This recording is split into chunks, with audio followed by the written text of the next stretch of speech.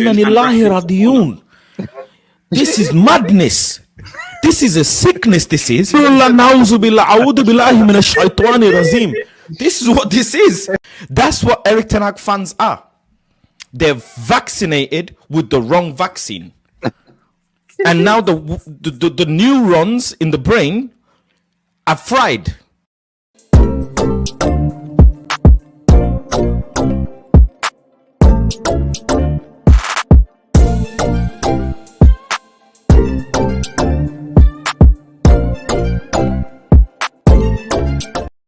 Yes, people. What's going on? Welcome back to the channel. Welcome back to Saeed TV.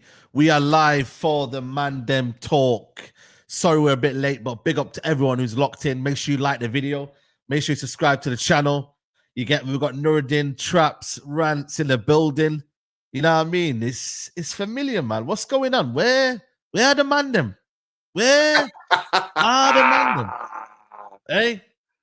Where are they? Ten Hag squad. Where's the Ten Hag Where's squad? the Ten Hag squad? Where are the Ten Hag inners? Where are you? All in the bunkers, bro. Hiding. Hide away. Told us to trust the process. So why are you not trusting the process? Why are you not showing face? Where are you, man? Believe the project. Ten Hag's the man. Give him 4 games. Give him 4 years. But where are you, man? Because you were telling me when he gets all his players, when he does this, when he does that, yeah? But your man is finished, yeah? Ten Hag is finished, and we were right. We didn't want to be right, but we were right, yeah? Well, it's crazy, innit? It's funny, innit, Mandem? It's funny. You know, it's funny. It's funny, man. Funny old story. The amount of abuse, the amount of criticism, the amount of shit that was going on. And we're getting slapped up by Crystal Palace. Is this part of the process? Is this part of the process? Listen, they're quiet, Adewale. They're quiet.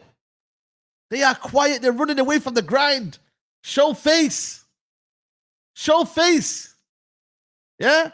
Because we did. When it was going well, yeah, I was here every week. And I was here debating with people saying, yo, talk to me.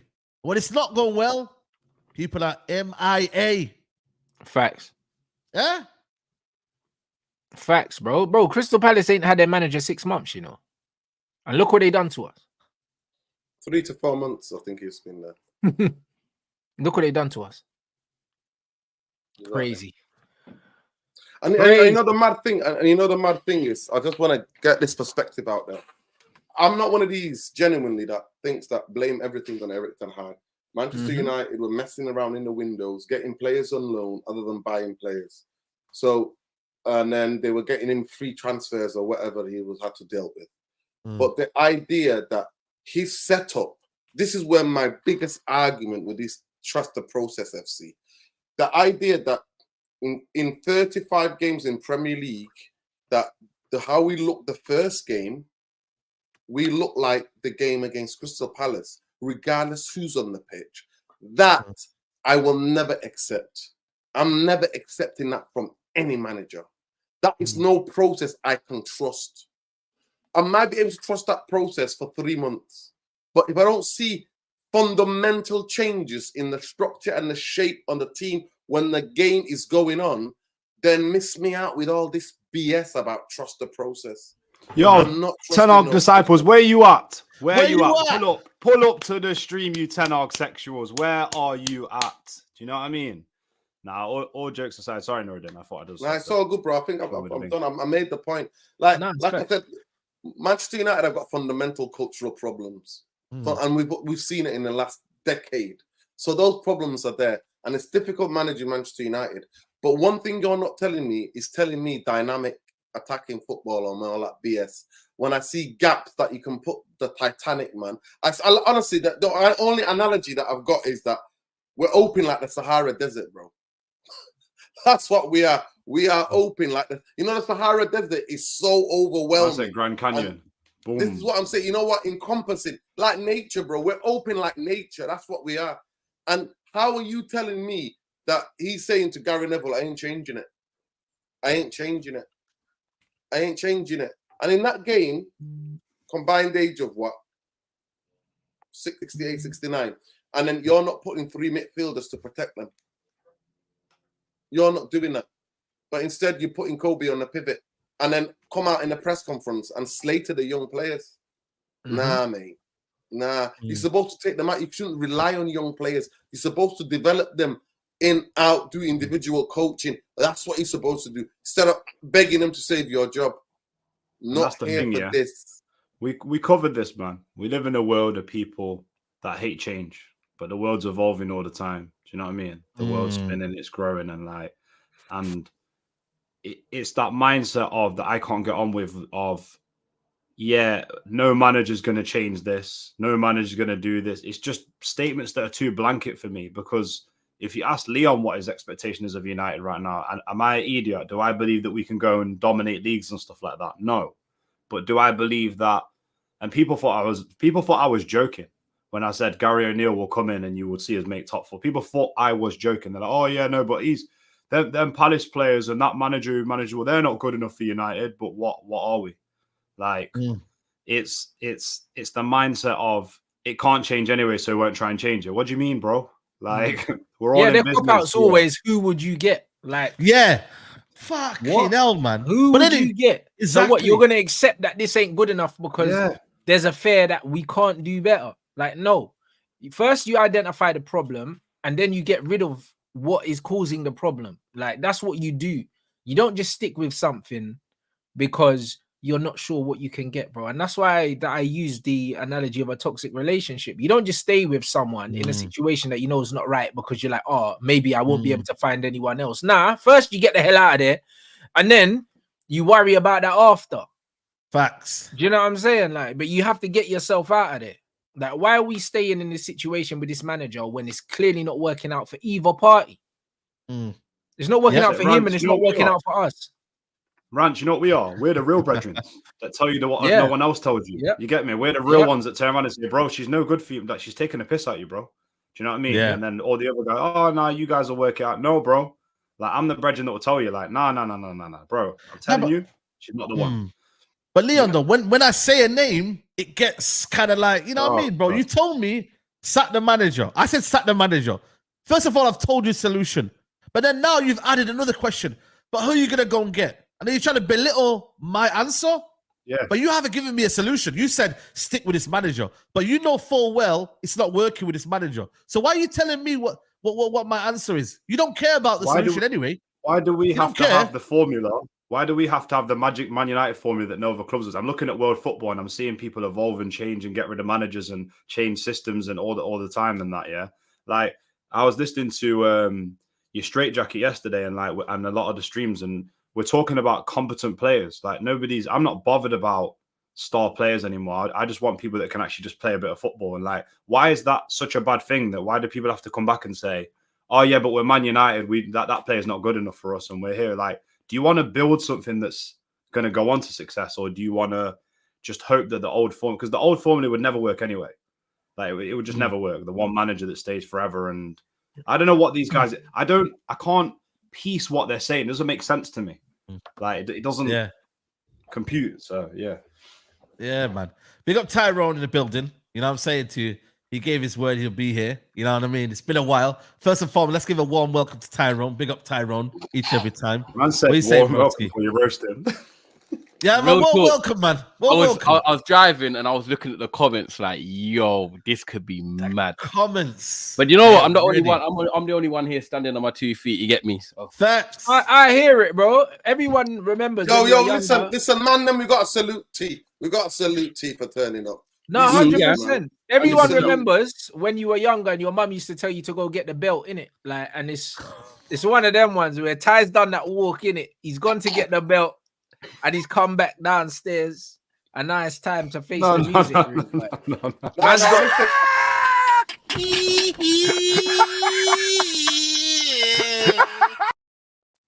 Yo, bro, he's got his 3 tracksuits on, bro, and he's ready to just soak it up. I hear it. I went upstairs and put another pair of joggers on so they don't hurt. Yeah, real. I hear that.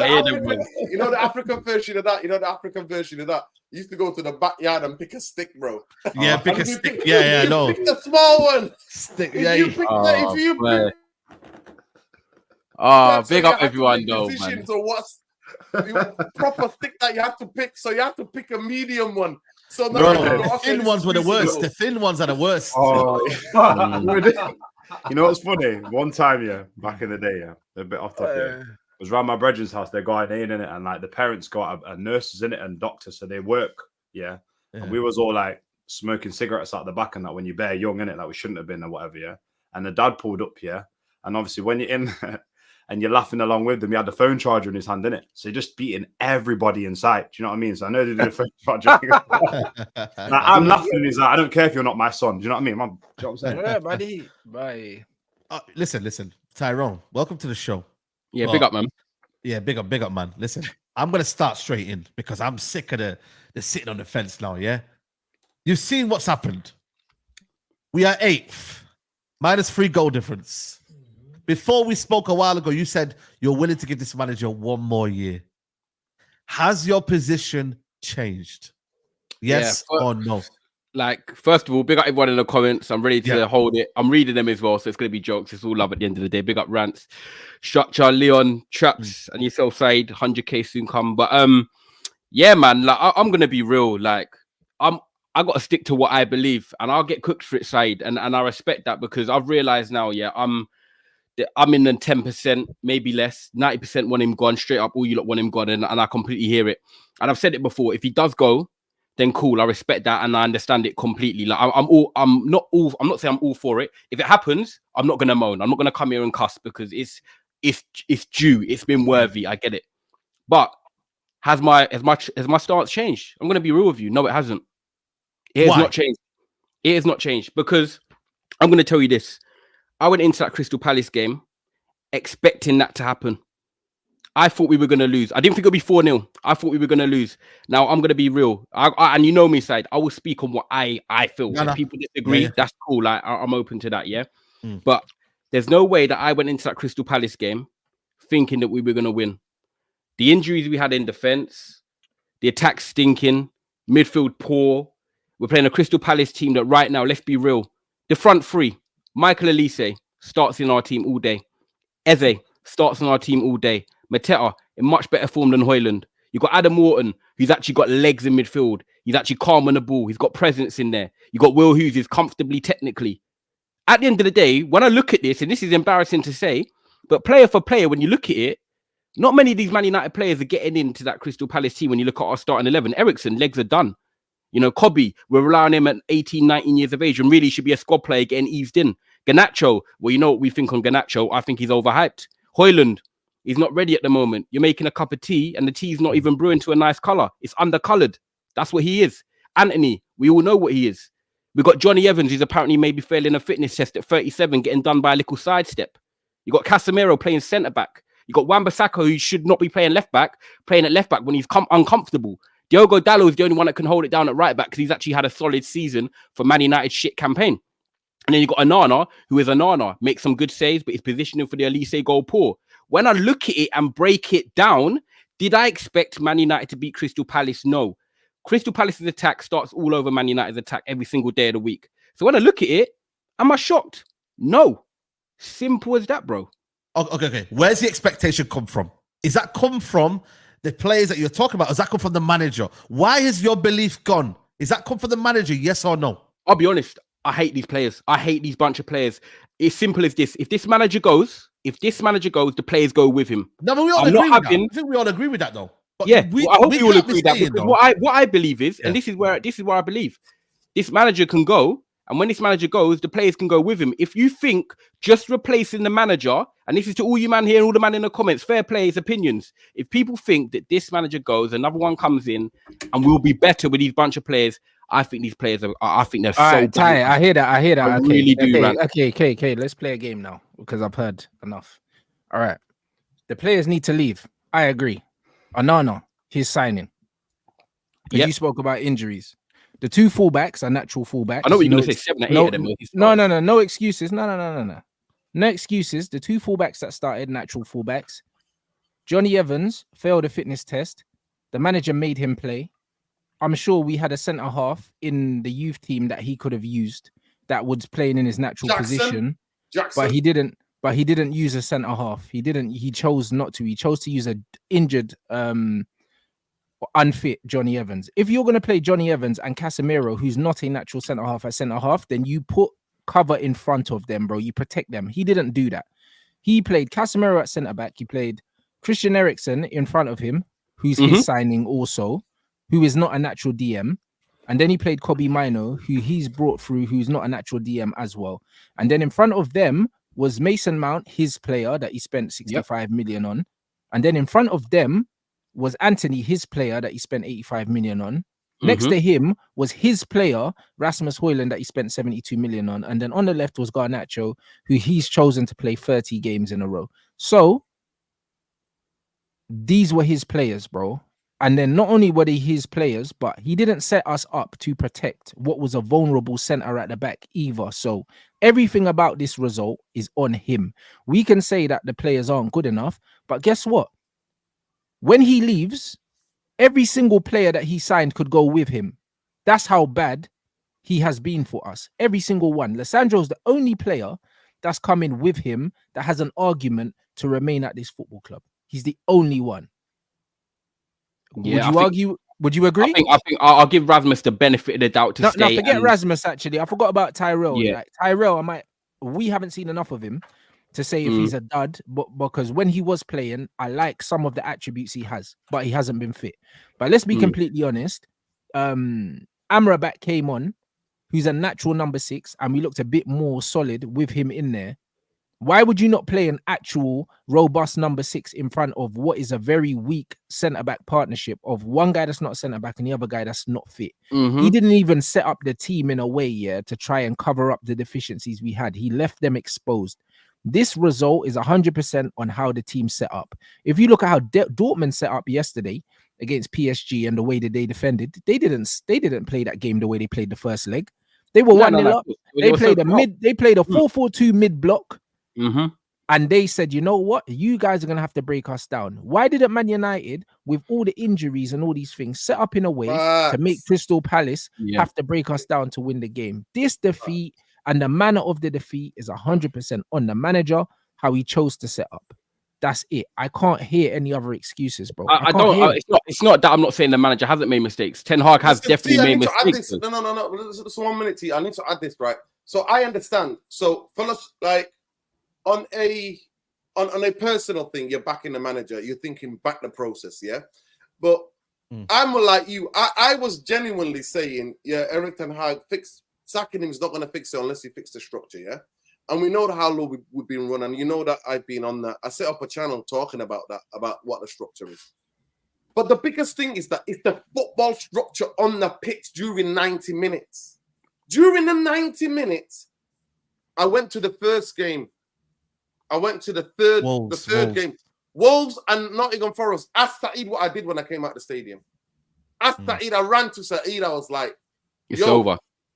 I said it from them, bro, that we held on against Nottingham Forest with 15 minutes to go. I think we went 2-0 down. Did we go 2-0 down that game? Yeah. But we had 10 men. We went up 3-2, right?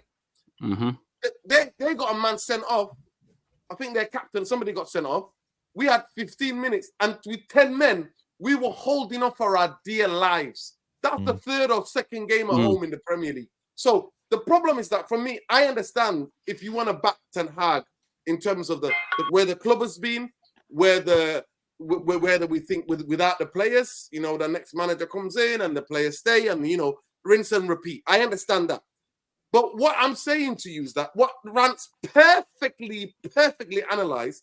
I said, when I looked at that team sheet, right, I was like 4-4-3. Play. I was even thinking genuinely, actually, you know what? Casemiro's been struggling as a centre half.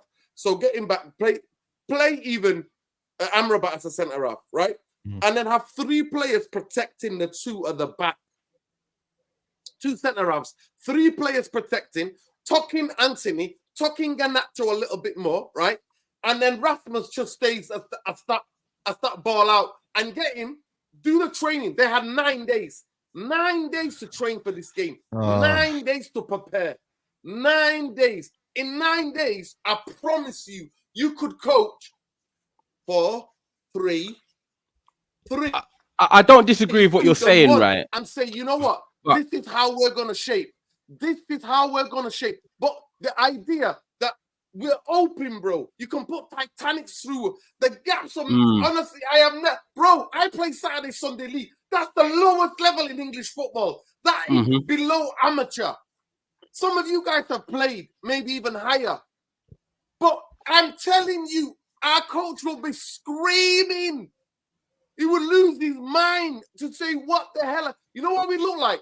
You know when you're about 5 years old and somebody gives you the ball and there's 11 of you or 5-year-old running around, you all run to the ball. That's what we are. But there's huge gaps. So for me, Erik ten Hag, and you know I'm not saying this to get the manager to be part of the crew that gets the manager out. I'm saying it because what I see on the football pitch and my eyes don't lie to me. And he's had 18 months to sort this out, to make us, regardless of his injury. I can give all the injuries. He had Jackson, who's a centre half, on the bench, right? Play even him, then protect him.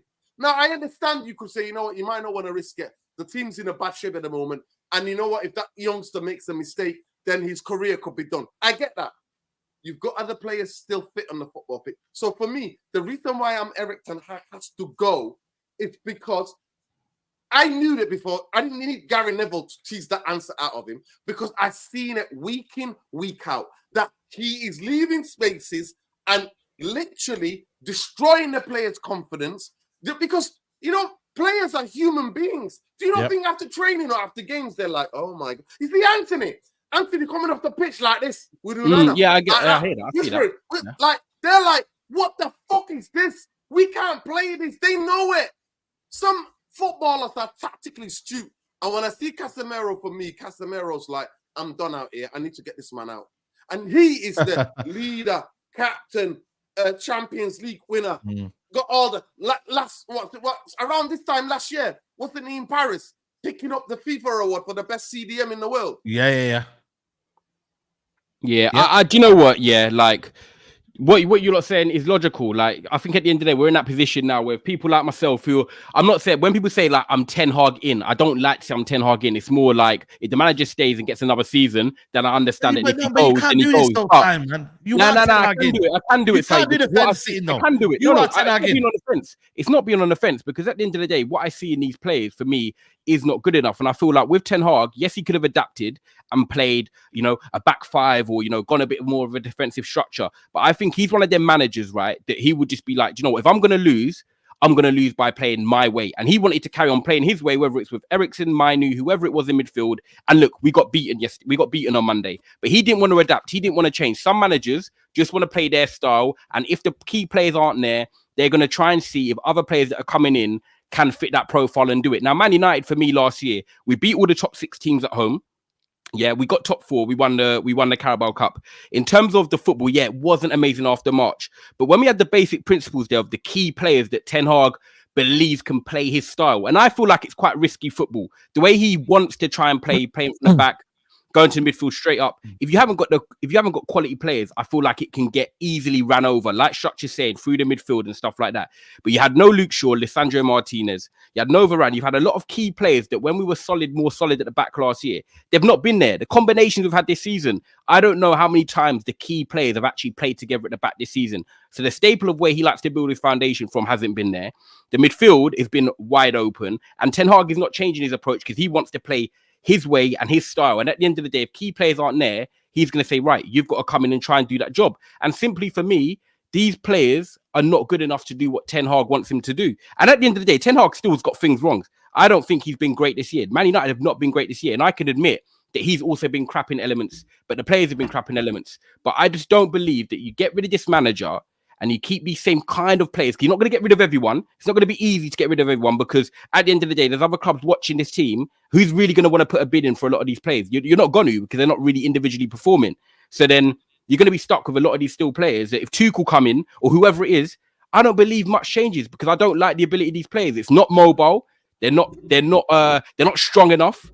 They haven't got that willpower. The mentality of the team is not great. We've got a captain that everyone has questioned from day one that should he be captain of the football club. I just think the problems run so deep that at the end of the day, this defeat for me on Monday doesn't change anything because I didn't think we were going to win the game. Even people who agreed with me in the comments, I went through it. Eze, you take him. Elise, you take him. Mateta right now, you take him. Adam Wharton starts in our midfield. I understand, but that's not how football works because a lot of the times when we played against Burnley, we couldn't beat them, yeah? We weren't going through Burnley's team, yeah, and saying, oh, this player will take them, this player will take them. So no, but I still point, but I'm saying that point is redundant because the thing is, yeah, we've already agreed that the majority of the players that the managers brought into the squad actually played in the game that we got flogged in. So, right, so that comes to you and look at the goals we conceded, right? Anana for the Elise goal, poor positioning. You got Ericsson. Wait. Go back before that. Go back before the Elise, before the goalkeeper's positioning. Yeah. Okay, no, 1-0. Once Elise skips past, once Elise skips past, once Elise skips past Casemiro, why is Elise allowed to take 4 or 5 touches unopposed? I play football because the structure is not right. If the defender is choosing to drop off because he's panicking, that's an individual defender to do that. That's what they want to do. I play centre back at the moment, and I'll be going there and committing them and making them make a decision. Our defenders didn't do that. Casemiro dived in. What's Ten Hag meant to do? The space is open. Johnny Evans is left 1v1, and he gets absolutely done, and he's 37 years of age. Elise's positioning of Anana's positioning for the Elise goals poor. So when you look at it, yeah, we got beaten 4-0. It's not like they actually played champagne football. They didn't play champagne football. Listen, don't tell me that the spacing. Look at the spacing, yeah, on this pitch. This is a structural problem. Yesterday, did you watch the Dortmund game yesterday? I didn't. I was at football. Okay. Did you watch the Arsenal-Aston Villa game? Yep. Structurally, Dortmund set up the way Aston Villa set up in a 4-4-2 off the ball. Exactly the same mid-press, 4-4-2. That's what they did. Yeah, but our manager set up the same way. No, our manager, the way he sets us up structurally, leaves us vulnerable in transition every single but he's even admitted that. This is why I understand it because so he's hung himself. The football I play is risky, which is for me why we need high quality players to do what Ten Hag wants to do, and we don't have them quality of players. But he's been given 400 million and he still hasn't brought those players in. So he's shown you that he can't even identify the profile of player that best suits the football he plays. You know why? Because there's no player that suits it. There's no player that suits it. Not in this league, bro. Not in this league. Not in this league. Not in this league, bro. This league is the most. It's one of the most physically demanding leagues, yeah, in football, period. Like, you can't get away with leaving these gaps in this league. You can't. There's way too much physicality in this league. Even the teams below us have players that are going to outrun us, outmuscle us, all these other things. You can't get away with this shit, bro. In terms of intensity, the Dutch league is one of the least intense leagues in Europe, bro, when you compare it to the French league, even the German league in terms of the speed of transitions in the German league, that he can get away with that nonsense. And also, Ajax have a foundation, yeah, of very technical players, and also they kind of have a cool way that they play anyway, that kind of will override different things, bro. You can't get away with this shit, yeah, in this country, bro. And it's been evident for so long. Why not just go back, especially with the injuries? Go back to how you were playing last season. At least just to steady the ship. He hasn't really had them players available. No. Let me tell you why this is bullshit. Because Ralph Rangnick took over and he said, I want to play a 4-2-2.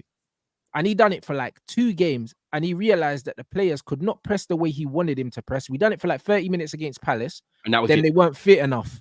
And he said, let me just go back to playing the way that these men know how to play, because they're not comfortable doing this. This manager has brought in, and Ralph didn't bring anyone in. This manager's brought in enough players that if these men still cannot play his system, it's either he can't explain it well or they're incapable. And if they're incapable or they don't want to, and he brought them in, it's still his fault. It's still his fault. You can't spend nearly 500 million, most of the players you signed play, and then you tell me, oh, they can't play my system. And then what's even more damning is in pre-season, we weren't even playing this system. So it's not even like in pre-season we saw the 3-1-6 and it wasn't working. In pre-season, we saw Sancho false 9. And then we decided to completely play a different system in the regular season. We didn't even try it out before. Like this to me makes no sense. Preseason is supposed to show you what you have to look at. Bro. I watched Spurs in preseason with Ange, and the first game against West Ham, even though they didn't win the game, I could see what Ange was trying to do, and he's carried that on throughout the season. Tottenham fans were excited even though they lost the game, because they were saying, you know what, I'm seeing a different style of football. We're used to seeing Conte and Jose and Nuno. This is different. What we saw in preseason and what we're seeing now could not be further from themselves. So this manager, it looks like he's sabotaging us, bro. That's the only thing I can say. It almost looks like he's doing it on purpose. It's so bad. Bro, I said it. Sancho was a false nine, but then he didn't rather have Rasmus Højlund, who he sees as a more focal point, old school striker, probably in a sense that can do all the back to goal. Yeah, but then he started Rashford up front and Garnacho on the left. We never saw that in preseason once. Yeah, exactly. And I do agree with that. But I just think at the end of the day, he's got his striker in, and he's gone back to try and play the way he wants with a natural striker. I didn't fancy Sancho in the false nine, and I just think that is what it is. At the end of the day, right? A manager's made mistakes. The signings he's made have not clearly worked. I think he maybe underestimated the Premier League. I think maybe the physicality, the pace of it. And managers are allowed to make the mistakes. But look, we're 8th in the league, right? And yeah, we should have really been competing for top 4. But when I look at the Premier League across the board, we're 8th, and you've got other teams in and around us. And we've had a lot of injuries. We've been this poor, and we're still. Ty, let me ask you a question. Just one quick question. Come the end of the season, you can push the red button. Would you keep Ten Hag or would you sack him? It's your decision to make. And who you telling me that's coming in? A manager you like. Whoever. Why just no. Because I look at that. It's a good question because I look at the manager. I just responded. Whoever the manager you want, it's a good question because I look at managers. The manager to be whoever your first choice is. My first choice would have been probably Julian Nagelsmann, if I'm honest. Okay, so let's say so we sack Ten Hag, we get Nagelsmann. Are you doing that? I'll probably itch towards Okay, cool. But like, for example, being realistic, you got Thomas Tuchel, and I think he's more like forget realism. If so it goes to show. That's why I said realism is Tuchel. That's why I'm looking at it. But you believe there's a manager out there that can do a better job than Ten Hag, correct? You think Nagelsmann will do a better job than Ten Hag? That's why he's your first choice. No, big up Nate, by the way. Because of course, of course, it's a hard one. Ty, of course, if whoever the new manager is, of course they're going to bring in 3 or 4 players. And 3 or 4 players isn't going to ultimately turn the whole club around, but it can be better because it's all about improvement. Can Manchester United be better than this? Yes. As much as I am in agreement with you, ACGI, anybody can get it. I want everybody gone from the top to bottom. Go on. It's realistic. It's realistic to get rid of. I said, I'm not even want anybody to go and bring players in for any new manager. Spend the summer money getting rid of people. Yeah, and get rid of people that need to get on rid top of. of I'm that, happy to do that. So the idea that people like me are blaming just on Hag ain't it. I'm blaming Ten Hag for what he's responsible for. On a fucking match day, he can see what he sees on the pitch, but he's telling me something fucking different from the game one. What? So let me ask you lot something. Do you genuinely? Can I ask you lot something? Before you go, just one more point on that. In regards to getting rid of players, I've used this point before, and I use this point again. Yes. Play is very tough to get rid of 10, 11 players. Some players is difficult to move on, whether it's interest from other clubs, whether it's wages, whether it's contract, however. Just because a player is at your football club does not mean you have to play him. So let's say, for example, argument's sake, we're trying to get rid of Maguire in the summer and there's no clubs interested in him, or we can't, or his wages can't be paid off, or whatever the case may be. Guess what the new manager should do? You don't play.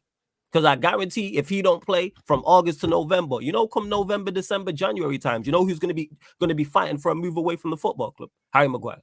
You force players out. You say you don't play regardless. Because you know what happened last season? Scott McTominay didn't play. We didn't see him and we barely spoke about him. A prime example of it is Jadon Sancho. Whether you rate him or you don't, whether you think he was right in the argument with Ten Hag or not, is not the argument I'm getting into. I'm making the point is it was best for all parties. He was moved on. Sancho wanted That's to what Ange done to Dyer. Exactly. Same with Dyer. Sancho you just told him no matter what, you're not playing, bro. You're not playing. Sancho wanted to be moved on. Ten Hag wanted him gone. And that was done swiftly. That wasn't no long drawn out thing.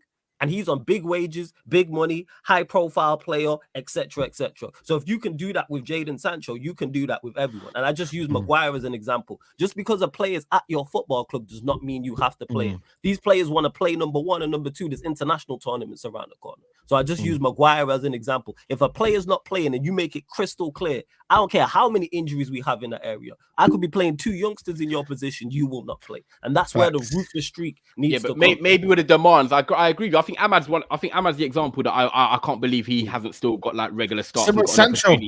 He's the one that I do think. Amad, Eric, what are you doing? Because I don't know why you're not giving him a chance. When I look across the pitch at other positions and the injuries we've had, I think some of his hands been forced sometimes that some players have had to play. But I think Amad's the one that I can single out and say, look, we can wholeheartedly agree. Even if players are fit, the crazy part is you don't have to play anyone you don't want to play. No, but I feel like what I think it is flawless is that we got top 4 last year and then he won a League Cup. And naturally, you're going to think that, okay, you're either going to stay in the top 4. And by staying in the top 4, people might say that is progression or whatever it is. But at the end of the day, stay in the top 4 and then compete for another trophy or win another trophy in the FA Cup final, for example. The demand set out by the club or the expectations set out by the board might be like, right, you should be staying in the top 4 and then you should also be winning a trophy. Then so Ten Hag might be in a position where he's like, okay, I've got injuries, I've got, key players out, but Maguire is one of my more experienced players, so I'm still going to play him. McTominay, yes, I did want to leave. I did want him to leave and he could go to West Ham. He didn't. But if players are injured, like Amrabat, if Eriksen's out and whatnot, because Mainu and Casemiro Casemiro's even been out. Mainu's been basically the only one fit.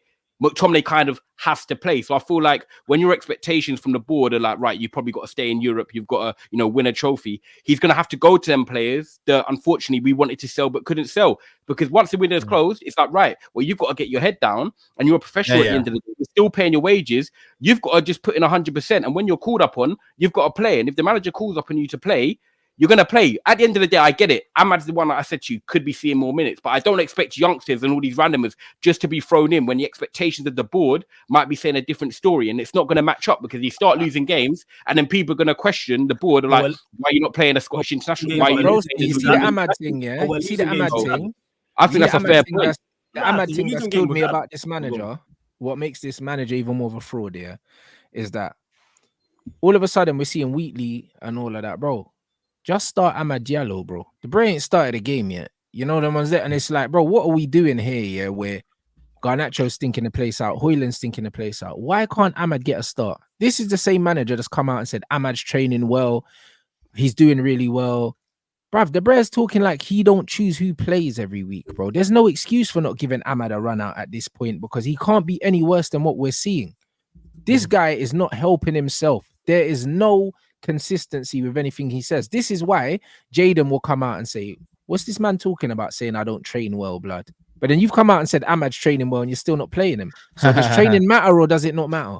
Like, this guy is a walking contradiction, yeah? A manager, as a manager, anyone that's coached, even if you're just coaching a kids team, yeah, the most important thing, yeah, is being able to identify talent and understand, who my best players are and where best to utilize them. Any manager, it doesn't matter how good you are as a manager. Sir Alex Ferguson's whole legacy is based on identifying where best to play certain people and how to get certain things out of certain people. That's it. He ain't no tactical fucking genius. I've seen him bopped by managers that people don't respect, bro. People like Bielsa, where they were saying, oh, he's got one trick. And that one trick put Sir Alex Ferguson 6 feet deep, bro. We saw it. We saw the Bilbao game. I don't remember watching Man United get their ass whooped like in the Champions League worse than that, bro. I mean, I don't remember it, bro. Like that game, we weren't in that game. No. Do you know what I'm saying? So tactically, we got outdone by some teams that we should have beat. Sir Alex Ferguson got dunked on by managers right now that nobody remembers in the game. But one thing Sir Alex Ferguson did really well was identify, you know what? Ronaldo needs this. Rooney's a good lad. He'll do the extra work. I'll stick Rooney on the left. He won't complain. He understood these things. He understood, you know what? We might need G's legs in here because Ronnie's not going to do the leg work. He understood these things. He understood what the best characteristics of all his players were, how and when to utilize them. This manager lacks that. He lacks that. You can't put with Amad, we all agree that he's got that wrong though. But what I think, no, but not just Amad Diallo, bro. We've got an unfit Johnny Evans at centre back and a Casemiro that's never relied on pace. Yeah, but he's gonna play. He's not a centre back. That's the logical move. We all no. Wait. Yes or no? Does Scott McTominay play centre back for Scotland, and has he not played centre back for Scotland? Why not play Scott three for Scotland? Yeah.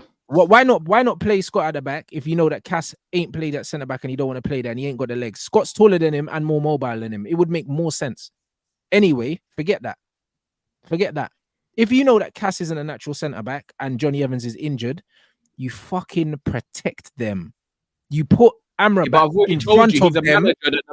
No. You put Amrabat in front of them and say, listen, we are compromised at centre back.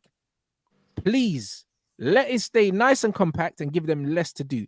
Even at any level, guys, even if you're playing 5-a-side at goals or you're playing Sunday League or something, if you know you've got a shit goalkeeper, what's the first thing you do? Make sure the other team don't get shots.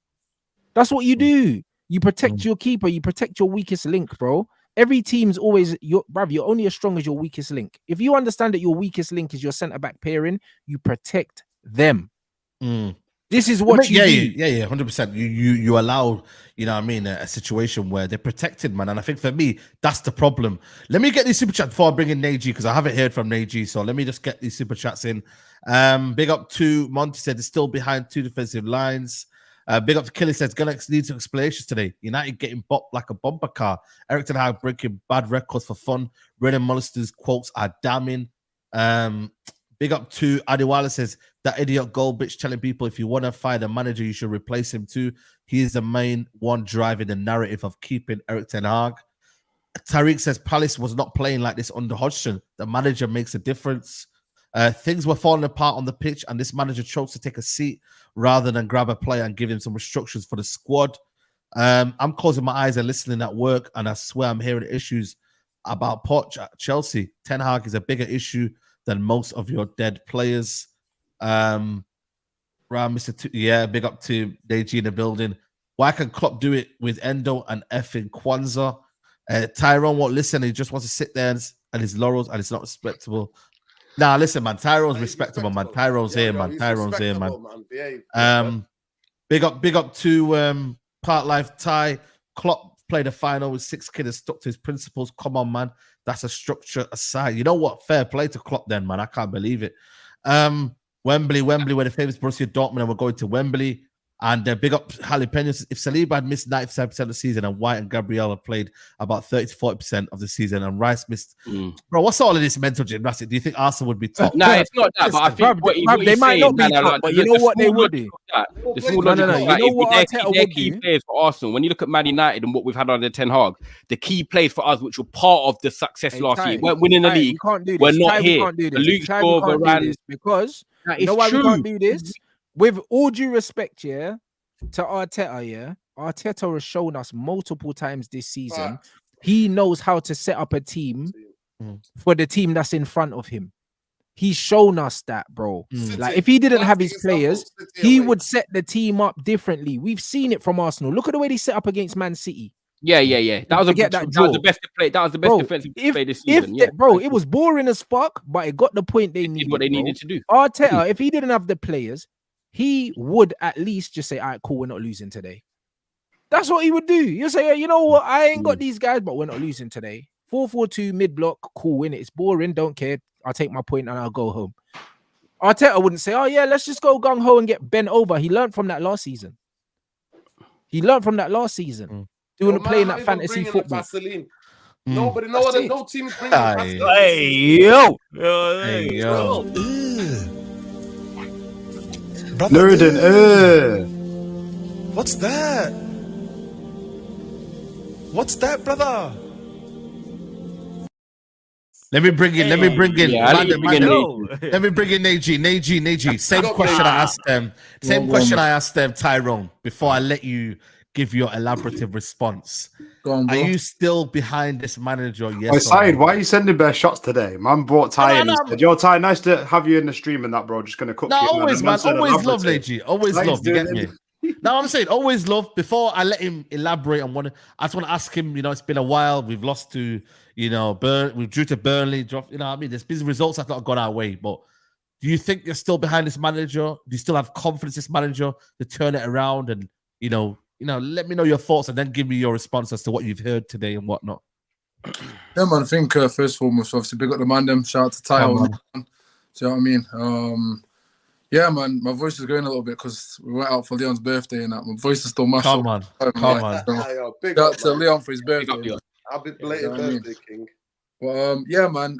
Look, I think it's do you know when you call about the snowball effect? It's getting bigger and bigger. I think at the end of the season, that's where Ten Hag's at right now. In the past, I'd say 3 weeks, even after the 4-3 Liverpool win, I feel like this is the first time I've seen him actually crumble under pressure in front of the mic, man. Like, I felt like I had an understanding of the manager in terms of the misunderstanding of his quotes, his words and stuff.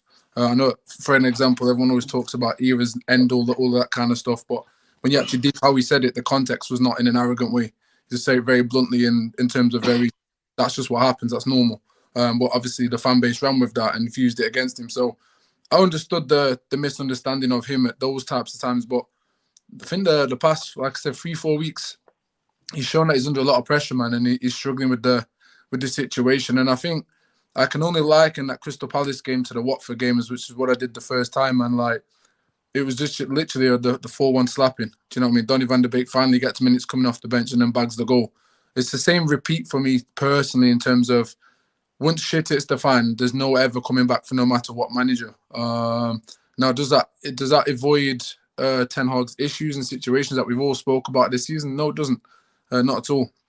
But I'll stand by what I've said before, where I think the certain mistakes that Ten Hag has made this season, it's maximised by a 10-1 because it's Man United, but 2 because the fan base is so big and they want results a lot quicker. And sadly, no matter what manager you get, those types of mistakes should be okay in terms of getting signings wrong, not being able to kind of adapt to certain things. We also saw Pep Guardiola ship out 2 free keepers, 50 million, adios. We saw Nathan Ake come in at Man City, didn't see him for a couple of years or whatever, and it was like, raw, you're spending money and ain't playing certain players. But when you've got the depth to be able to do that, those types of mistakes aren't as detrimental.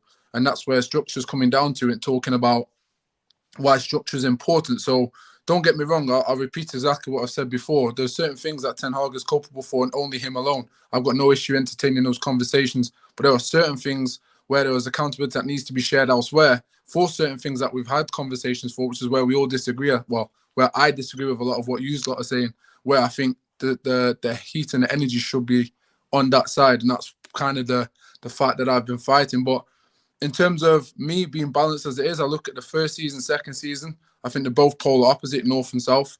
And I think somewhere in the middle, it's a case of, even I wouldn't give him a 4th year, but I'd say for me personally, speaking for me, I'd say he's probably got 1 year in him at lucky if he's best at getting that. And if he does, he's going to have to step up massively. But the positive part of it for me is that, like just the Ajax, when my man was making decisions on signings with Overmars, if he wanted a player, I said to Leon the other day, if he wanted a player at Ajax, he would have to go through Overmars. Him and Overmars both had to agree on what they have, and that's the importance of the structure. If Overmars wanted a player, Ten Hag also had to agree. Both of them had to mutually agree on what they wanted and then other opportunities that they had for other players. At Man United, sadly, you don't have that. Do I understand why he wants full control at Man United? Yes, because we don't have a great footballing structure. So, of course, like I've said, with many managers, I'd give them 4 years because that manager's the only person that can build some form of football structure from bottom up, sadly, and it would take a long time. However, given the fact that INEOS is there now, do I believe he would have a better opportunity to kind of reduce some of his roles? Do I think he'd want to do that? I do personally do, because I don't think he could sit there and go, I've made the best decisions signings-wise this season. Something I criticised him for at the start of the season and in pre-season when everyone was laughing. And I told man that, yo, I'm telling you now, he's taken too many steps backwards to go forward. I told you from earlier. I told you we concede more, and I told you we won't be scoring goals this season. I factually said that. And bear man on this stream as well, everyone was laughing, going, nah, chatting shit, we need Onana, De Gea. I said, no. At Manchester United, because our structure's so shit, the budgeting is the priority. It's got fuck all to do with whether Onana's great or not. It's how can you progress in a way where you can utilize that money in the best way, shape, or form. And for me, last season, the worst part of our game was not putting the ball in the back of the net. So for me, if you've got that defensive strength, and Rant said it as well, set up like you did last season, go back to it. I said the same thing. Maintain what you did for the first season. Keep the structure. All the players were on board with that. So even if you've got injuries, the players coming in on that pitch will be able to maintain what they did. Then so he's disappointed you then? Has he disappointed you then? I think the last 4 months, I would say, I've been disappointed. The things that disappointed me midway season was the substitutions, the favoritism over Anthony, Amad Diallo, all those kind of things. Those to me, those are minor things that managers do. Do you know what I mean? And I understand that if you haven't brought a player in, why would you want to trust him? Cool. It's cutthroat, but I understand cutthroat behavior. Do you know what I mean? But the last 3 months for me, Saeed, has been a mazza, bro. It's getting worse and worse. And like I said, I think you should. I'll be honest. I understand what you're saying, Ty. We normally agree, but I'm with Rants on this one and a couple others in terms of you should be able to adapt your style of football. And the only reason that's important is because if you know these type of players will down tools. Again, this is about doing your homework on the environment you're walking into. If you know these guys are going to down tools, then you need to not be as stubborn as you were. Self-preservation and be able to at least try and get them on your self-preservation, side. So at least, sorry, bros, I'll land up quickly, yeah? So at least then you can go, you know what? I've given these players an opportunity to play with their better profiles, their better systems, etc., etc. Now there's no excuses because then these players can then throw themselves under the bus even more. It's not like okay, Nate, can I ask you something then? I'm taking Flawless's bar. So if we said right now, then you could swap Ten Hag for any manager you want in the summer, would you do it? If it's me personally, if it's any manager I want, then yeah, of course, because it's what I want. Do you know what I mean? It's what I want. Again, but that's not a reality thing for me. Do you know what I mean? Anyone's gonna favor their own man. No, realistic though as well. Realistic. Be realistic though. Which manager would you think right now? Realistically, based on those that are available, I wouldn't trust any of them. However, what I would say is any manager we've had previous there are a few that have better CVs than Ten Hag. And do I believe any manager that comes in under INEOS, given the fact that INEOS are now going to be taking over and are seemingly making the right decisions behind, do I think they will have a better chance of being successful, even if their CV is not as good as Ten Hag? Yes, I do. Can I ask you a question, AJ? Because we had Marcel on the other day, yeah? And Marcel was very, obviously he's entitled to his own thing and that, but he's very much like what Ten Hag says. He's like, guys, there he is. You see. Who keeps making these? I don't know. I keep getting sent them, man. Every time I keep getting sent them. I don't make them. Someone sent it me. I got an email today. I got an email today. Traps. I think it's you. I think it's you, Traps. I think it's you, Traps. Yeah, I think it's Traps because the Tuchel one last week was golden still. Right? Yo, man. You got the Tuchel one as well. Don't worry, man.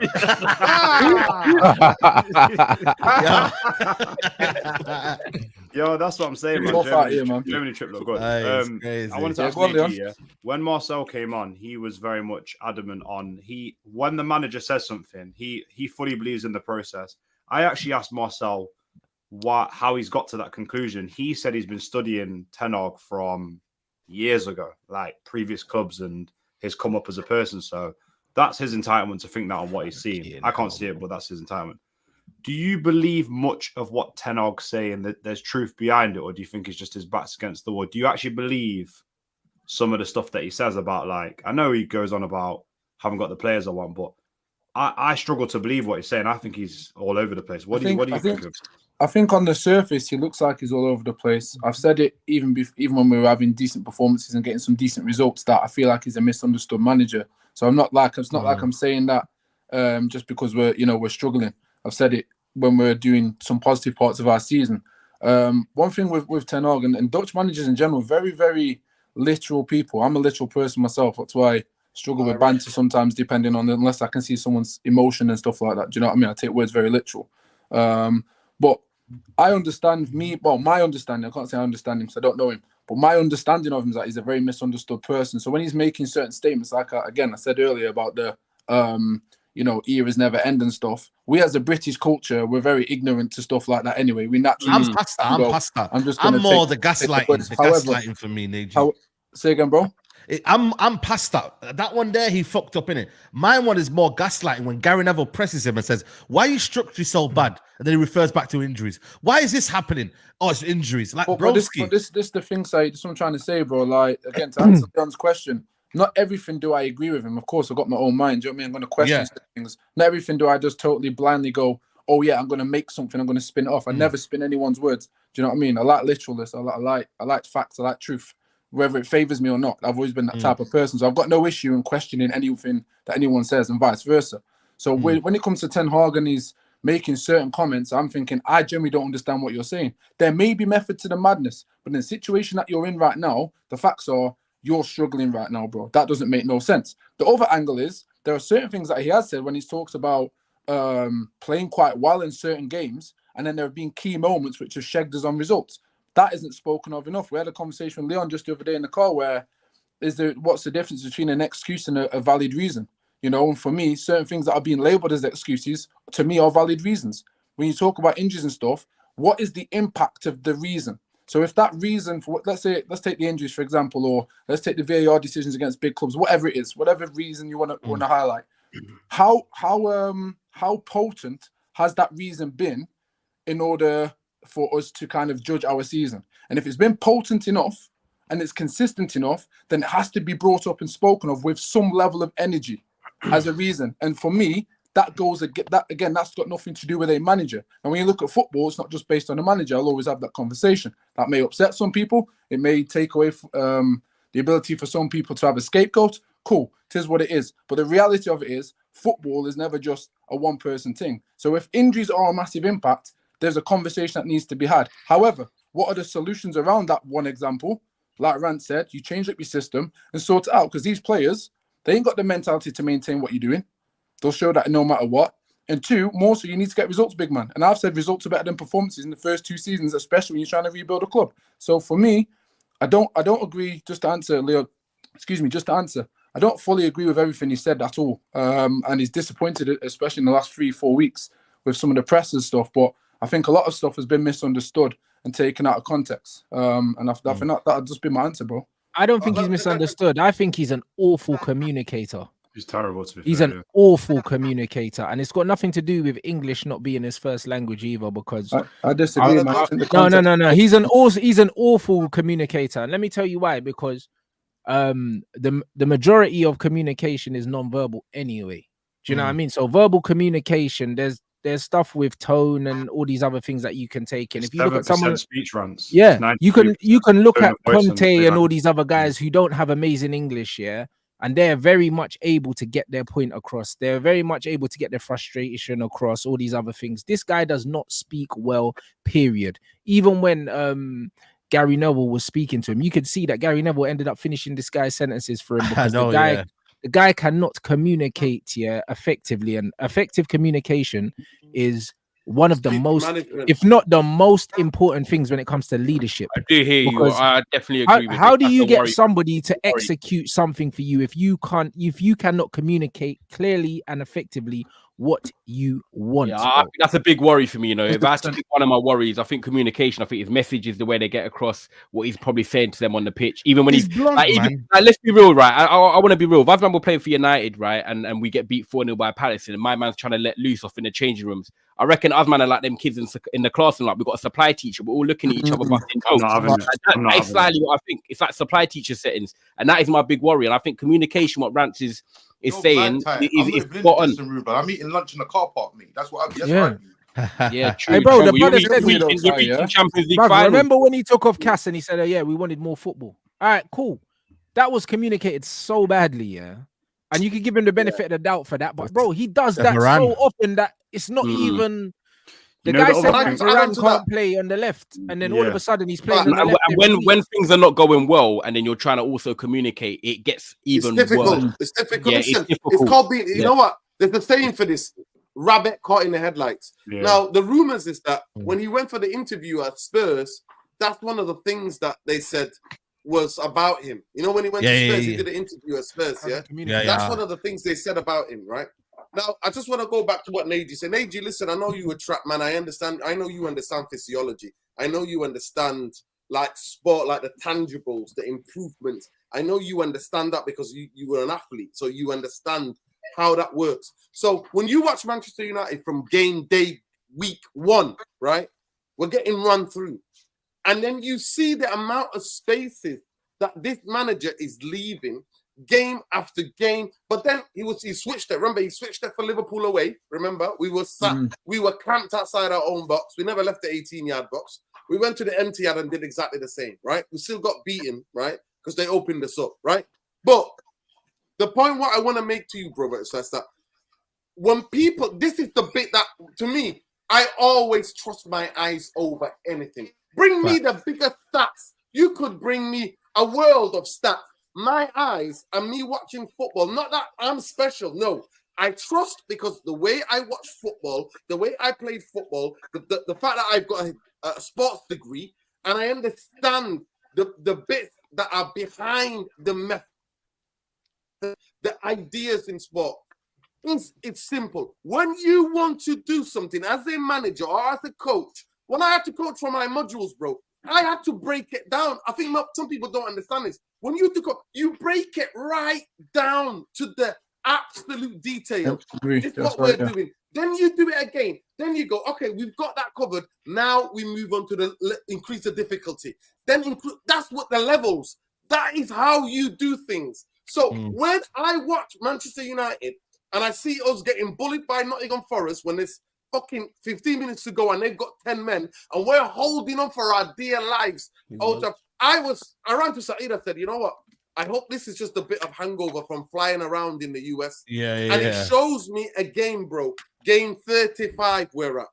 And it shows me the spaces are there. And we know in modern football, spaces is the killer. So for me, self-preservation is at the center. If you have any thinking, right? So you think, even if you think of Ten Hag, right? I give him that United is a massively toxic football club. Culturally, a mess. All of the different things. He has to deal with everything. We never hear any of the bankers speaking. We never hear from the owners. We only hear from the manager. Everything comes to the manager. So when all these things are going on, why are you picking this fight? For man that you didn't include last season, why are you picking this fight when you can't even teach them how to keep the ball? You telling me you can't coach that? We went out of Europe very early, but you can't coach in December, telling whoever's playing to keep the ball a bit better. To me, the madness is this: 9 days to prepare for Crystal Palace game. 9 days. And 9 days, and I see it. We're open like nature, bro, like the Sahara Desert. That's what we open. And that, to me, tells me this manager is not the guy that we thought he was, the guy that we all wanted him to be, and he is actually dangerous. So the idea that he gets a third year for me, well, I wrote it. I checked out. Everybody saw me going crazy, right? When Galatasaray at Old Trafford. Yeah. That's when I emotionally, that's when I was done. That night, emotionally, I was done. Because I was like, what I'm seeing with my own eyes here, it's not the way you set a team up. Galatasaray, we actually played well that night. But the way the players were playing, for me, showed me that this guy hasn't got a clue. It's like last season. Every time he changes something. I think he's got the record last season, yeah? Every time he made a sub, we either scored or the subs on point. His subs last season was subs on point. Yeah, they made he made them at the right times as well. Yeah, or subs set up a goal or change to actually secure the game. He had the most effective last season. This season, he sat there again and again. And that, to me, it's like, that's why I wanted him out. And I'm 100% what makes me different maybe from the rest of the people, maybe on this panel, but on the fan base, is that I don't believe just him. 6 of the 7 starting lineup need to get the hell out of the football club. And I would use the summer transfer to get them out, because that's how I'm holding it. I don't see Manchester United winning a Champions League or winning a league title in at least 4 years. I don't see it. So I'm comfortable. I'm happy. What I want is manager that can lay down the fundamentals of what is to be physical and what is to keep the ball. Leave us with something in it already. And that's not too much to ask. That's the craziest thing about this. That's why I'm so critical of this manager. Is he in the worst possible predicament in regards to structure and off the pitch? Yes. You knew this going into it. So that's not an excuse. You know what I'm saying? That's like getting with a girl who you know is crazy and then saying, oh shit, this relationship, this girl's crazy. You knew this going into this. You were fully aware. It's nothing new. It's not like there's been a change of ownership or somebody's left or his right-hand man left who was there. And being organized is the basics of football. That's why I don't hear. That's nothing to do with quality. Because the teams who are worse than us, who are with worse players, with less talent, with you know what I'm saying, with managers who are on paper worse than Ten Hag, and they're organized. What are we talking about? How does every team in the league pretty much have a style? There's teams who are battling relegation, who I've watched and go, oh, they play the same way week in, week out. Broski. Go on. Just quickly on that point, yeah. This is where I talk about when we spoke about having a culture and an identity at a club, why it's so important, because those are the only things that really and truly can erode a bad environment. Like coaching doesn't erode a bad environment. It just brings better feels for moments. It doesn't erode the toxicity within a club. And any manager, and this is again, forget Ten Hag, any manager that comes into this situation is always going to be underprepared for a commercial club, because their intentions are, I can do this, football. We all see the girl them that want to change a toxic man and go, I'll be the one to change that toxic man. You big up the girl, do you know what I mean? And I say you in Egypt. You know what I'm saying? I don't big up the girl. I say you in Egypt. Don't do that. I call that girl in the Egypt. You know what I'm saying? Of course. Go get the girl. Go get a good man. Same way to a guy. No, of course. Listen, I'm not making the analogy to say that she changed with it. But any manager with any decent CV or any girl with any decent CV, no matter what, is going to come into a shit show and has to handle something. Are they always prepared for it? No. Does it always work out? 99.9% of the time, no. It only works when the man suddenly goes, you know what? I quit fucking around. This is it now. And I feel INEOS is that guy right now going, you know what? Let me settle down with the manager. So I don't care what any manager comes in. Let's say Potter comes in. I genuinely believe within 2-3 seasons, with INEOS moving the way they're moving, Potter would do a better job than Mourinho, Van Gaal, and Ollie, and Ragnick, and all them man, Ten Hag as well put together. Because I believe the structure is ready to work. Do you know what I mean? Before you go, Saeed, of course, with a better structure, that increases the manager's chances of doing well. That's why I'm not wrong. That's why I want everybody gone. That's why I'm not sat here saying get Ten Hag out and we'll be okay. I've said it before. I say it again. Get Saeed heard me say it on a weekly basis. So is Leon as well. Get rid of everyone. I want everybody gone. You know what I'm saying? Not just from the playing staff. I'm talking everyone from the hierarchy, legit from top to bottom. However, being organized on the pitch is nothing to do with structure. The decisions I've seen this manager make and how he's performed throughout the entire season is nothing. Them mistakes there, nothing to do with the structure. You know why? Because the same structure he had this season is doing so badly with. I liked what he did last season. What he did last season was real, man. And with the injury, and people keep using this injury things as well. One, we had injuries last season. Two, that's why you have a system in place. Of course, if your first team is injured and you bring in your second string and third string, there will be a drop-off. But this is not a drop-off. We are falling down the cliff and continue to fall. It should just be a couple steps down, because scoring goals last season was a problem. It's just that it's been worse this season, 110%. And you spend more money. Be in defense, and you have more. You've done worse with more of your players and more money spent. You have better. You have better tools at your disposal, and you've done much worse. If the two seasons, that's what I said. If the two seasons were the other way round, it makes sense. I would be more inclined to say, you know what, he started off shaky, but he steadied the ship and he's won a trophy. He's got to 2 finals now. You know what I'm saying? Like, cool. Even though I would still want him out based on the football that we're playing, I would be more inclined to actually have some sympathy for him. But what he did last season compared to this season was, last season, he controlled the controllables. That's what he did. This season, he's not controlling the control because he controls the players that play. He controls the system. He controls how we approach games. And that's the one thing about Van Gaal. Bro, Van Gaal had the most injuries, more than any other manager, bro. Like, bruv, that's why he kept dipping into the youth team. And guess what? He still stuck to his principles. He didn't play. Hated him, man.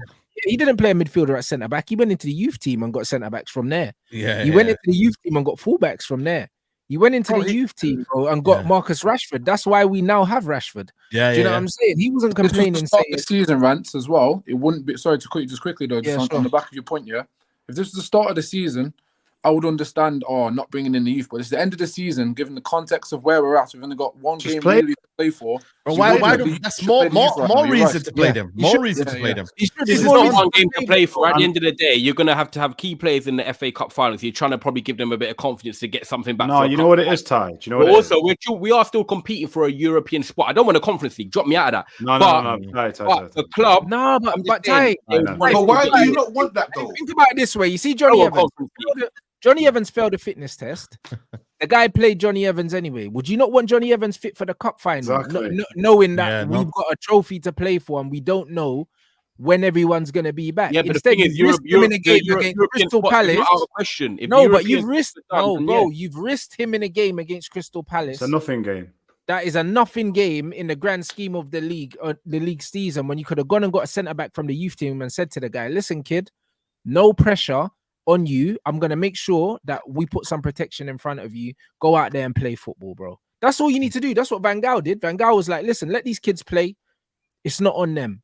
That's what he did, bro. The guy gave out more debuts for youth players than we've ever seen in one season. He was handing the shit out like fucking candy, bro. And guess what?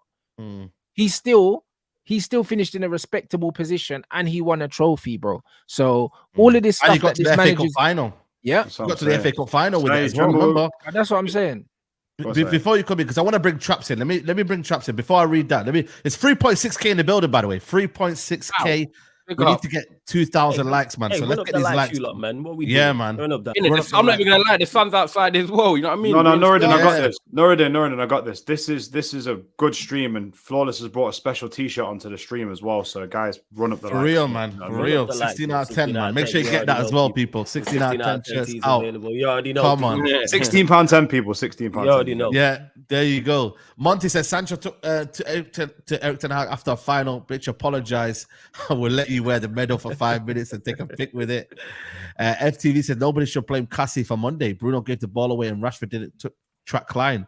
Isn't that right? Sweet. I think you're taking a bit there, man. Bruno didn't play. Well, big up, man. Ronnie just said gap in midfield is like tube, mind the gap. Montage said I have a bad feeling a lot of these players are still going to be here next year. We can't let that happen. We have to be vocal. We are finishing with double-digit negative goal difference. Jalapeno rants. Arteta has been at Arsenal for 5 years. He finished with 8th in his first 2 seasons. Terry had issues, but United season has been messed up by injuries.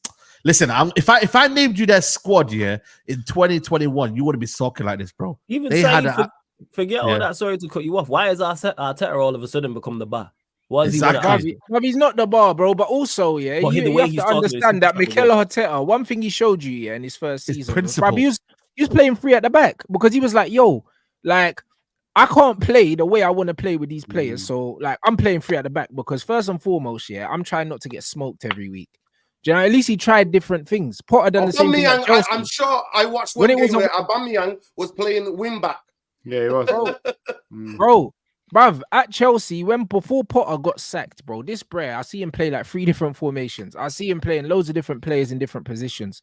I saw him trying something. This manager is flogging the same dead front 3 every week. Do you know what I'm saying? And doing the same things again and again. And he seems to think that he's going to get a different result, bro. Facts. From not trying to change anything. Amad Diallo has not started a game.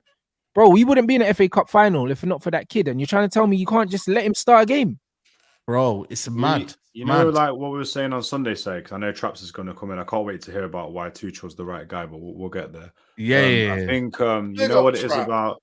Big up Traps, man. Do you know what it is about? Do you know what it is about when it was on Sunday? Remember it was on stream, Saeed and Nuruddin, and I was saying that he doesn't look at the players and play them in a way that even tries to compliment them. Do you get what I'm trying to say to you? Because you've got a striker up front with Højlund who's struggling for goals, So the least that you can do is play someone in the 10 who's a bit more competent and put Amad on because they will actually genuinely simplify the game for somebody like him and try and find and pick him up in positions. Does that mean that we'll score 6 goals every game? No, but it increases the probability and chances. Do you know what I mean? Like we've seen Kobe Mainoo come through and was all really excited when he scored in the Wolves game. I thought, wow, this could be a great season for him. And you haven't complimented him, man. You can't run a man like that down in a lone 6 role and at that age. Do you know what I mean? With this kind of fan base and this media. So it's like, even with the Casemiro thing, I was thinking about on the weekend, obviously he played him centre back. is he starting to do these things to cover his own back? Because he knows he can come out in the media and say, Cash let me down. Because he always tends to go to the players to throw them. But to be fair, though, he he called out the youngsters on the weekend. He said the youngsters let him down. To be honest with you, he didn't even name the experienced always players, goes man. players, So, doesn't he? He always 100%. He always kind of 100%. indirectly or directly, yeah. 100%. Brio says Ten Hag needs structure, but he doesn't want structure. Rants will absolutely swamp you this weekend. Arsenal fan.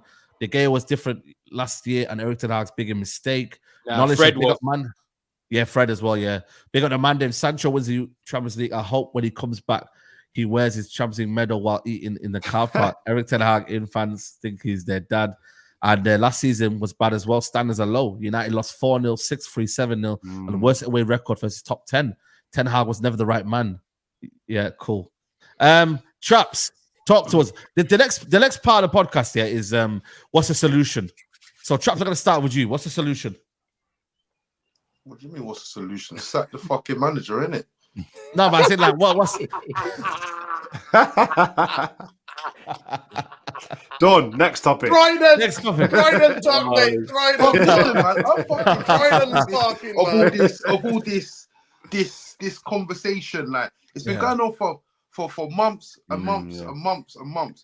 Like back then, I've told you about this guy. You know what the thing is, yeah? People can sit down and say, "Oh, my football IQ is this or whatever." If I could tell you that this manager was shit 12 months ago, and we're here having a conversation because it's got worse, I don't need to explain nothing to nobody. I could, because at the end of the day, I've seen it. And the point is, right? The point is that I know we were talking about thresholds and how long it takes you. Bruv, the fucking guy was fucking shit from the start, bruv. Let's be honest about it. He was fucking shit from the start. He had good games. There was good games. Barcelona game was good. Yeah. Man City was good. Yeah. But on a whole, and so, bruv, I'm not hearing all this, like the football we've been watching, the excuses. Like, even I don't believe a word that comes out of this fucking manager's mouth, to tell you the truth. I don't believe that Sancho needed 3 months off. I don't believe that that there's certain problems with Varane or whatever. I don't believe any of these things that he said. Not one word of it. I don't believe. I don't believe all this talk about players being not available. But did you watch Crystal Palace? Yeah, all the man that you man bitch about week in, week out, Bruno, Rashford, these men were not there. So you had no one to blame. Yeah, but these are the men you're saying he hasn't got. The players that you want to leave the club and the players that he hasn't got. But hold on a second. You give him 400 million and you still rely on the fucking players that you don't want in the club. It's like, look, yeah, it's got to the point now where I've had enough. Like, I don't care if Man United lose 5-0, 6-0. I don't care if we win for the rest of the season. I just want this manager gone. I told man already, Big Sam interim, I'll take that all day. Bite your hand off. Bite your hand off for that shit. Yeah? Aye. You know what I mean? I'm not joking with you. Because this is painful. It's painful to watch, bro. It is painful to watch. Yeah. And what happens is it's that repeat cycle. Same things are getting said. This is not happening. Yeah, literally. This needs to change. This, that, and the third. Bro, I'm sick of it, bro. The guy cannot manage this club. It's as simple as that. He cannot manage this club. Yeah. Traps. And it's been evident for quite some time now. So Traps. Would you take Saeed's choice till the end of the season? He wants Wayne Rooney in. Wayne Rooney, man. But this is the thing. Listen, Saeed wants to try and get on me for Tuchel, but man was talking about Wayne Rooney interim and all this. Wayne Rooney interim, man. Why not, man? Are you mad? Why's that? He's just on the vibes, man. That's on the vibes. He's just on the vibes and nostalgia. He's on vibes and nostalgia. That's what I'm saying. Waza. Look, man, that's just pure nostalgia. That's what that is. That's all it is. I'm hurt, man. I'm hurt. Yeah, good vibes and whatnot. Yeah, cool, whatever. Yeah, vibes is great. Yeah, but the reality of it is, yeah, Mandem cannot sit down and tell me after backing this bold fraud for however long, telling me that they can come and discredit managers. Yeah, because like I don't know who said it. I don't know who said it, but someone said it earlier about a manager with lesser expertise than Ten Hag coming in there. What fucking expertise has this man got? What expertise has he really got, though? If we really think about it, what's he really got? Has he got a Champions League trophy to show for it? Has he got a Premier League trophy to show for it? What's he fucking got? A Carabao Cup, yeah, medal to show for it. So realistically, it doesn't take us getting the most elite manager in the world for it to be better. Because he's got less than what because this Frank guy de is a Boer fucking had when he came embarrassment, here, and he failed. He's got less than what Frank de Boer had when he came here and failed. Less than He's a Frank de failure. Boer had The 4 manager is a fucking Eredivisie failure, titles. bruv. Yeah, he's a failure. And in terms of the excuses, like I said, bro, if you know what makes me laugh, the whole fan base will sit there and come after players like flipping Jadon Sancho. Bro, what happened to Donny Van? Man, I just forgot about Donny Van de Beek. Van de Beek's playing in the same league, you know. That man there, I don't even know if he plays.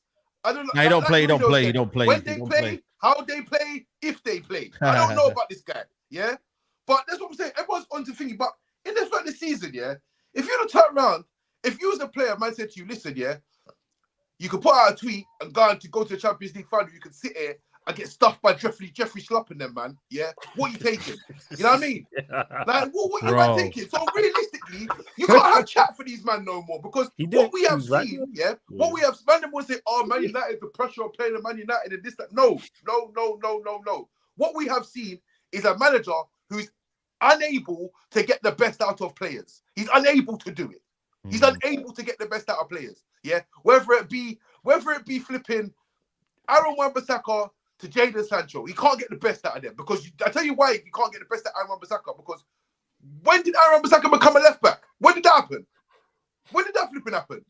Diallo played left back at Porto. That's the mad thing. He's played left back for us. That's the craziest thing. Ten Hag's played him left back. You do not have the ability to get the best out of players. So what are you backing here? Like, it's basic stuff that man's seeing. And at the end of the day, like I said, well, not even like I said, but looking at it what it is right now, I'm looking at it like this. I know Nuruddin thinks, oh, man's trying to, what did you say you were trying to do? Rip off the plaster or something? Yeah. Rip off the plaster. But yes, I'm ripping it off. I'm ripping off the plaster. No, you're putting on the plaster. You're not ripping it off. You're putting on the plaster. Yeah, I'm putting man's got a double plaster on. I'm slapping the plaster on it, and hopefully, yeah, it heals. Yeah, but I'm not gonna lie to you, bro. Like right now, I'm not fussed. I heard Tuchel's name. I'm not fussed about that. I'm not fussed about Tuchel because I tell you something about Thomas Tuchel. Thomas Tuchel is not going to Selhurst Park and getting his ass beat the way. Nah, for real. It's as simple as that. He's not. That's not happening. Yeah. Thomas Tuchel is not getting his ass handed to him. Yeah, by flipping. What's that? What's that albino midfielder they got? What's his name? What's his name? About Traps. No. Traps. Yeah, that bro looks like Jeremy Corbyn, blood. That bro. That's what I'm saying. First case us handed by Jeremy Corbyn. Do you know what I mean? No, you man are realistically, like what the United fans, what did they want? On the show side. Yeah. Look at the end of the match. Yeah. Look at the end of the match. These men have lost 4-0, and the Mandem are clapping away. The men are clapping away like they've won the game and that. Bro, have you seen Garnacho's face? Garnacho's looking at you, man, like you man on crap over there. What you man doing? What you celebrating? This is my point. Like, and even I've been to a match myself when we lost 4-0 Brentford. Yeah, these man, were absolutely livid. Yeah. So what's changed? What's changed, man? What's changed? What's changed? What's changed, bro? He should have been. Listen, he got away with it, man. That's 7-0, man. The Carabao Cup got away with it, man. The 7-0, the thingy, man. But you know what it is? Like I said, Tuchel is the one that's on the list. Yeah, he's begging for the job. He's absolutely begging for the job. De Zerbi is still unknown. United have to go and make that move on De Zerbi. 20 million, whatever it is. I don't think it's 20 million, is it? Is it 20 million? There it is. Yeah. So if you go and do that, cool. Hansi Flick is begging as well. He's flirting around everywhere. 1 minute he's in Stamford Bridge, another minute he's over here. So he's begging for a job. There are managers out there. You know what I'm saying to you? It's just, again, what's the ambition of INEOS?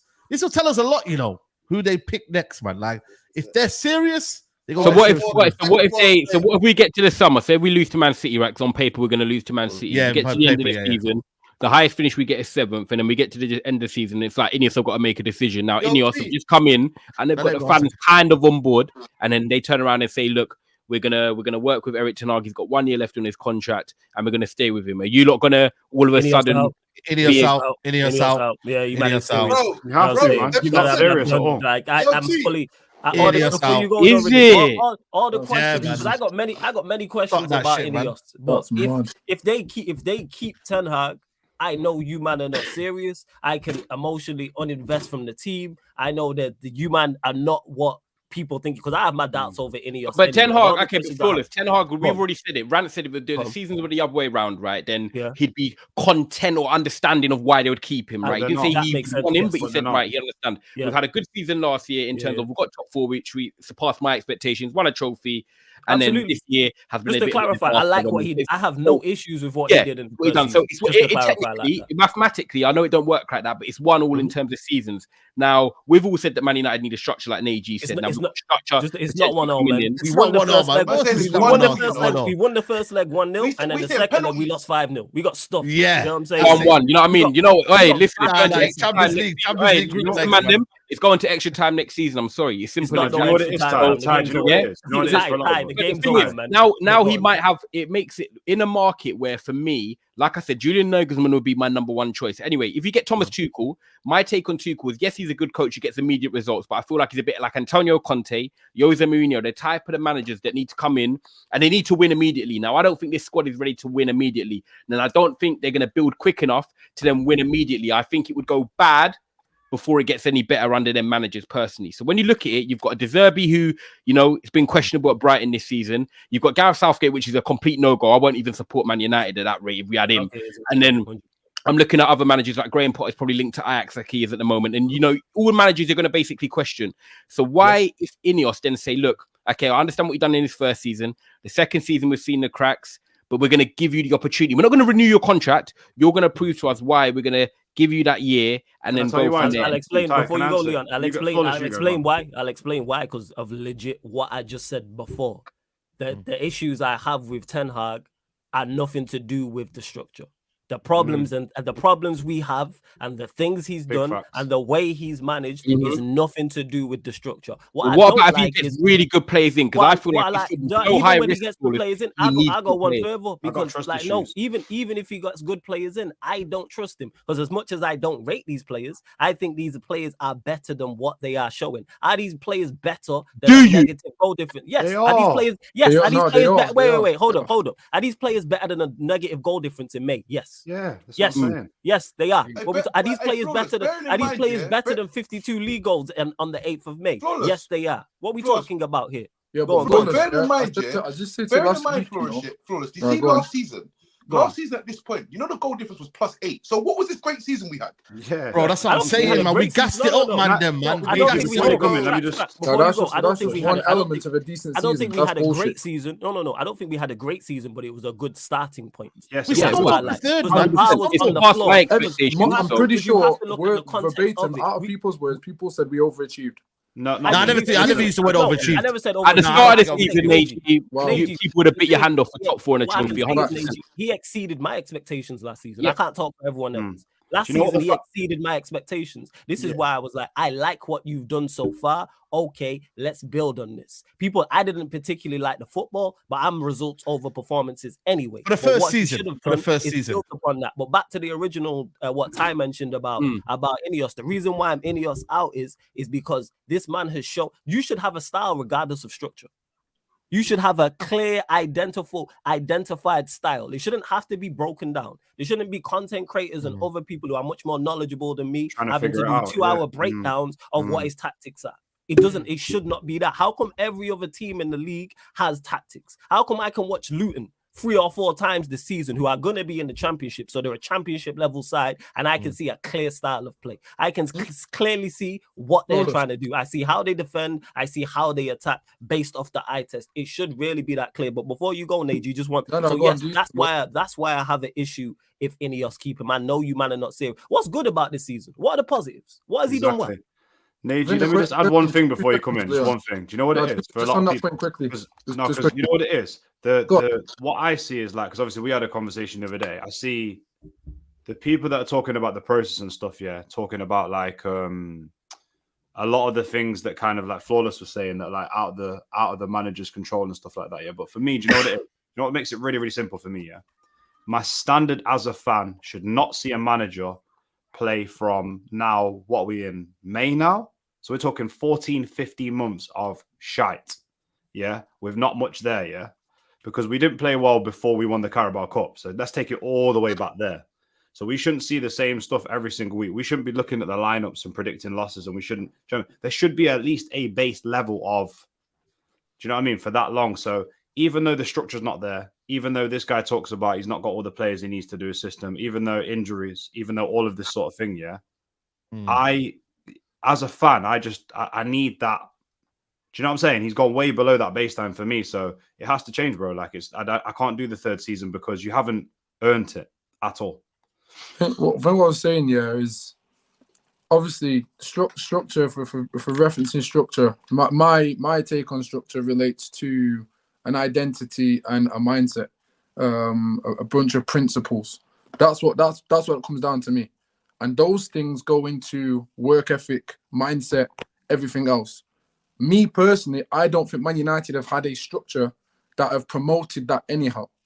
So I'm not surprised that we're not seeing a bunch of players being in an environment not willing to apply their talent. I don't think anyone can sit here and say we haven't got the talent to outscore Crystal Palace.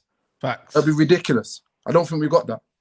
But do I think we've got the mentality to apply our talent consistently over 2 seasons? No. Do I have receipts over the space of 10 seasons or 10 years to say I'm seeing a familiar thing happen? Yes. So therefore, I look at this and go, I don't believe these players under any manager could consistently maintain any form of tactics the moment shit hits the fan, the moment they get a bit of bad luck on the pitch. I don't believe they can do it. And I genuinely believe that the structure that we have promotes this lazy attitude because these players are happy to throw managers under the bus. There are no consequences for it. Have we seen it before? Yes. So I'm not really chatting shit. It's okay. And that's fine, by the way. Have you seen that this season, though? 2 seconds, Saeed. Yeah, I've seen it. I've been calling it from early. I even said Name it in them. Remember when I said to Rhino? I said, don't care who we play, bro. You'll see every single time these players will down tool at some point. But who do you think's down tool? Who do you think's down tool? To be able to apply your talent takes a conscious effort, regardless of statistics or facts or situation that you're in or scenario. I'll say that as from a sports perspective and anyone in business. Your feelings should not dictate whether you apply your talent or not in professional level sport. It should not. It should only enhance it or try to maintain it. That's basics. These players don't have it. So you can bring. I think there's a lot of emphasis on the players, man. It comes down to the manager. Yeah. When you look at Roy Hodgson, where I disagree. The players. Where I disagree. What I'm saying to you is there is a culture. We talk about the structure because Flawless is saying about structure doesn't really impact the pitch. I genuinely believe it has done. I think what we're seeing is a knock-on effect from previous years. We have a culture that is embedded on that pitch. So no matter what manager comes in, these players know that I think this manager had the best. Listen, hold on. Wait, let me land. Go on. They're not seen as football players, they're seen as assets. They're not seen as ballers, they're seen as assets. So there's no consequences for their behaviors. On top of that, for a manager to be able to get rid of that, he has to change the culture himself. However, we've seen that no matter what manager you bring in, you cannot change the culture with a manager alone. There has to be something higher than a manager. Because the manager's we've also seen, Najee, we've also seen this manager probably have the most advantage in terms of changing the personnel, changing what he wants to bringing in personnel. He's had probably out of the whole managers been here. It's not probably, it's factually. It is. There you go. Factually. There you go. He's had the most control here. Being organized before you go. Being organized is basics. I'm sorry. I'm not putting that on the structure. I'm not saying it isn't flaws, but to Saeed's point, bro, what did I say earlier? When my mum was in a better structure Ajax, just because Ten Hag said I want this player, man behind had to say, yeah, I also agree with that player. If not, we need to coincide with other players. That's why it's important to have a number 2. We spoke about Jurgen Klopp and the Mo Salah situation. It's important to have a structure to maximize your potential as a manager, no matter what. And I don't care whether it's Erik Ten Hag, whether it's Thomas Tuchel, they're all going to need that backing. That's not the same argument. That's not the same argument. I don't really understand this argument, to be honest. This is a worse structure than Van Gaal had. This is a worse structure than Jose. I mean, what happened to Van Gaal? Van Gaal got this is a better structure, than what Van Gaal had.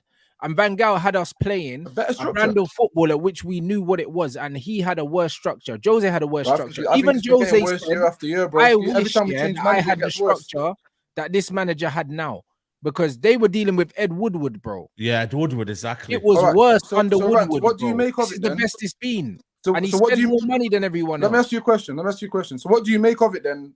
The theory, the perspective of every time a manager comes in and brings his own players that is different from the previous one, which is a different style of football, does not that add issues further down the line for the next man. It does add issues, but the point is, that adds issues in the long term, but in the short term, when you get your players, you should be winning. Jose got his players and won straight away. I disagree, yes bro. or no? Did he not win straight away? Yes or no? Mourinho He did. Mourinho won two trophies. I was disagreeing with the previous point before you asked. What did you say? Sorry. Did Jose got his players and he won straight away. He did. Like what? He won the trophy.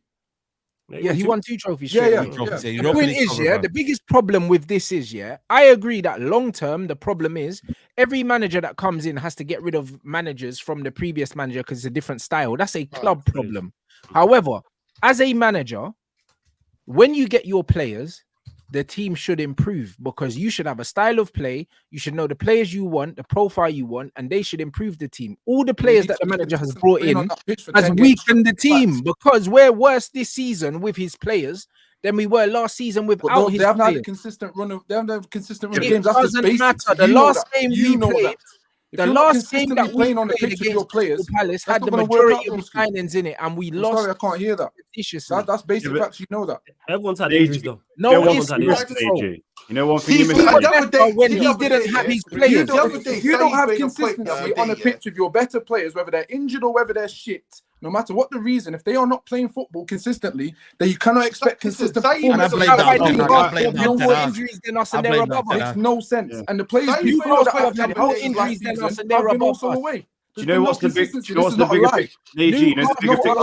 AG, yeah, Newcastle have had more injuries than us. Exactly, Newcastle have had more injuries than us. You know what you're missing? Do you know what you're missing, AG? What a time. Let Traps come in. Traps going to say something before. Traps, what are you going to say? What are you going to say, Traps, before Leon goes in? Point the other day, I don't know if it was on Twitter or Instagram or something, but basically, Newcastle had 2 games to play with a decimated back 4, They played Burnley and Sheffield United. And they battered both of them, And there's players like, I'm sure that one of the centre backs is like behind like Lindelof in the pecking order. Kraft. So I don't understand, like certain things are not supposed to happen. Whether you have a squad of players or whatnot, you're not supposed to go to Selhurst Park and lose 4-0. It doesn't matter, at the end of the day, because that basically says that the academy players are not good enough, Because someone said it on thingy. Someone said it. If you send the under 21s there, they wouldn't expect them to lose 4-0. That's facts. But the thing is, this is the opposite, Chaps. I'm not surprised. I don't think anyone can sit here and say before the game we expected to go to Palace and win. I already went through it when you were. It's a manner, bro. It's a manner. Why are you not expecting it? Why are you not? I don't. Do you know what? I don't think Palace played brilliant football. I just think in certain areas where they scored their goals, a lot of individual areas where we were crap. But I don't think Palace absolutely balled out, and I watched Barcelona play. Like, they were good at what they done, and they were regiment, and they were determined. But I don't think Crystal Palace were amazing. But they punished us where they needed to punish us. Rants, man. Through it. I said individually, look at their players. Big up Rants. A lot of the players individually, like I said, Chaps already. Eze and Elisa, they starting our team over Garnacho, Anthony, and all that straight away. Adam Wharton walks into our midfield right now. You got Joachim Anderson. Again, we argue in semantics. I'm not sure. I feel like the reason why it's semantics. One step flawless. Where I find it like every week we come and obviously debate about Ten Hag. I don't think my stance is going to change because we've lost to Crystal Palace. What we lost to Crystal Palace is what I kind of expect us to do because we've been playing poor. These players are crap. I didn't expect to come up here on a Wednesday to see us win. So why? I don't know why people would say to me, and this is not you aimed at you guys. I've got people on my DMs or whatever who message me and that like, oh, has your stance changed now because we lost to Crystal Palace? No, because I thought we were going to lose. The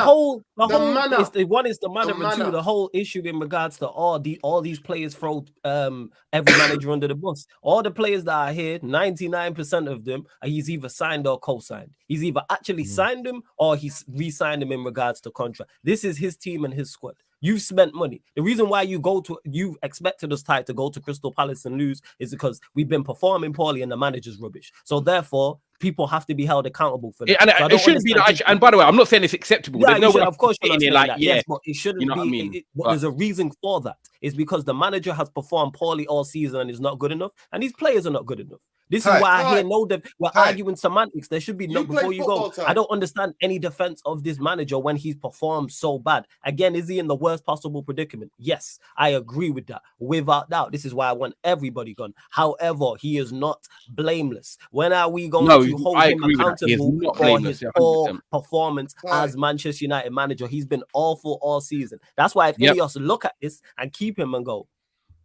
I look at this and go, right, we're going to keep him. I'm like, all right, INEOS, you lot ain't serious. What's good about this season? What's the positive to keep him? Someone please tell me that. Where does the positive you look at 2 seasons, bro. You look at 2 seasons and you personally, maybe not. But anyone at top level will take 2 seasons, whether they like it or not. Let me ask you a question, AG. Before you carry on, do you think INEOS keep him this season, or does he go? Does he get sacked? The only reason I think they keep him is not from a footballing perspective, but I think from a financial perspective. So you genuinely think INEOS keep him? They got money, man. So I don't. The reason I say that, Saeed, and obviously Flo's on the side here is because if you look at the ongoings that are going to be needed to done outside from a structural perspective, and then the outgoings as well.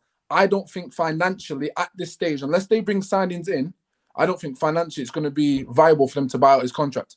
Okay, so let's clarify. So you think INEOS will keep him, just to clarify, before you go, based so they're going to on keep not him. understanding. So, all right, so they'll keep him. And then the season 2024-25, he has a season like this that's just as bad. Do you think they then get rid of him?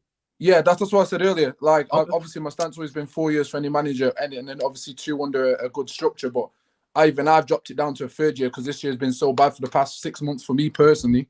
I think he scrapes by a technicality based on what he did in the first season. I'll take into account based on the structure that INEOS have clearly come in and tried to change straight away, which they've identified the same issue. So if you're Ten Hag yourself, if you're sitting in his body right now, respectfully, you're trying to fight for your life. You're going to bring up these things to court. You're going to be saying the certain things that they've highlighted already and tried to get rid of. So I think he's hanging on by a thread. If he gets the trophy, he may just stay. But personally, he has to have a better season. And me personally, because there's a structure there now, you will see my stance change and the sympathy change differently because there is a structure in place. And they have shown that they are being more serious straight away.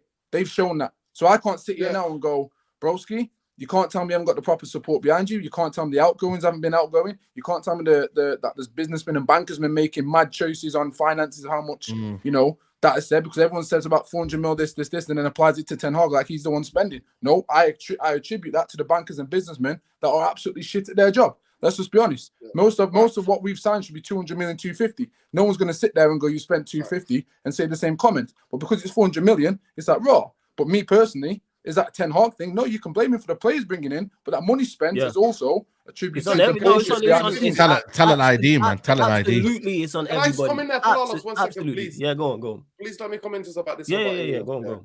Right. I find it really difficult to believe they got rid of they've cleared house.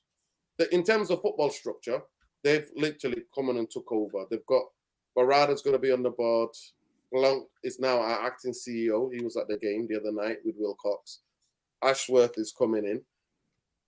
I believe I'll be very surprised and shocked. Actually, not shocked, but nothing, come on, guys. Nothing Manchester United do ever shock me. Nothing Manchester United do does ever shock me. But I'll be very surprised at the way they've cleaned house, that they've not been talking and they have a plan. So even when Omar Barada was hired, regardless of what he was doing, and then I read the real statements. The real statements was European football this season. That was the goal that when they first came in, that's what they said, right? And now we're outside of the European place, so we could be maybe if we win the FA Cup, right? But the biggest thing what I say about INEOS is that, right, the biggest clue to us, if we change the football club, would come the day that Glazonomics don't apply anymore. Now, Neji knows because me and him have talked about it loads of times, with hours and hours on Spaces. By the way, bro, I miss you on the Spaces, by the way. I miss you, man.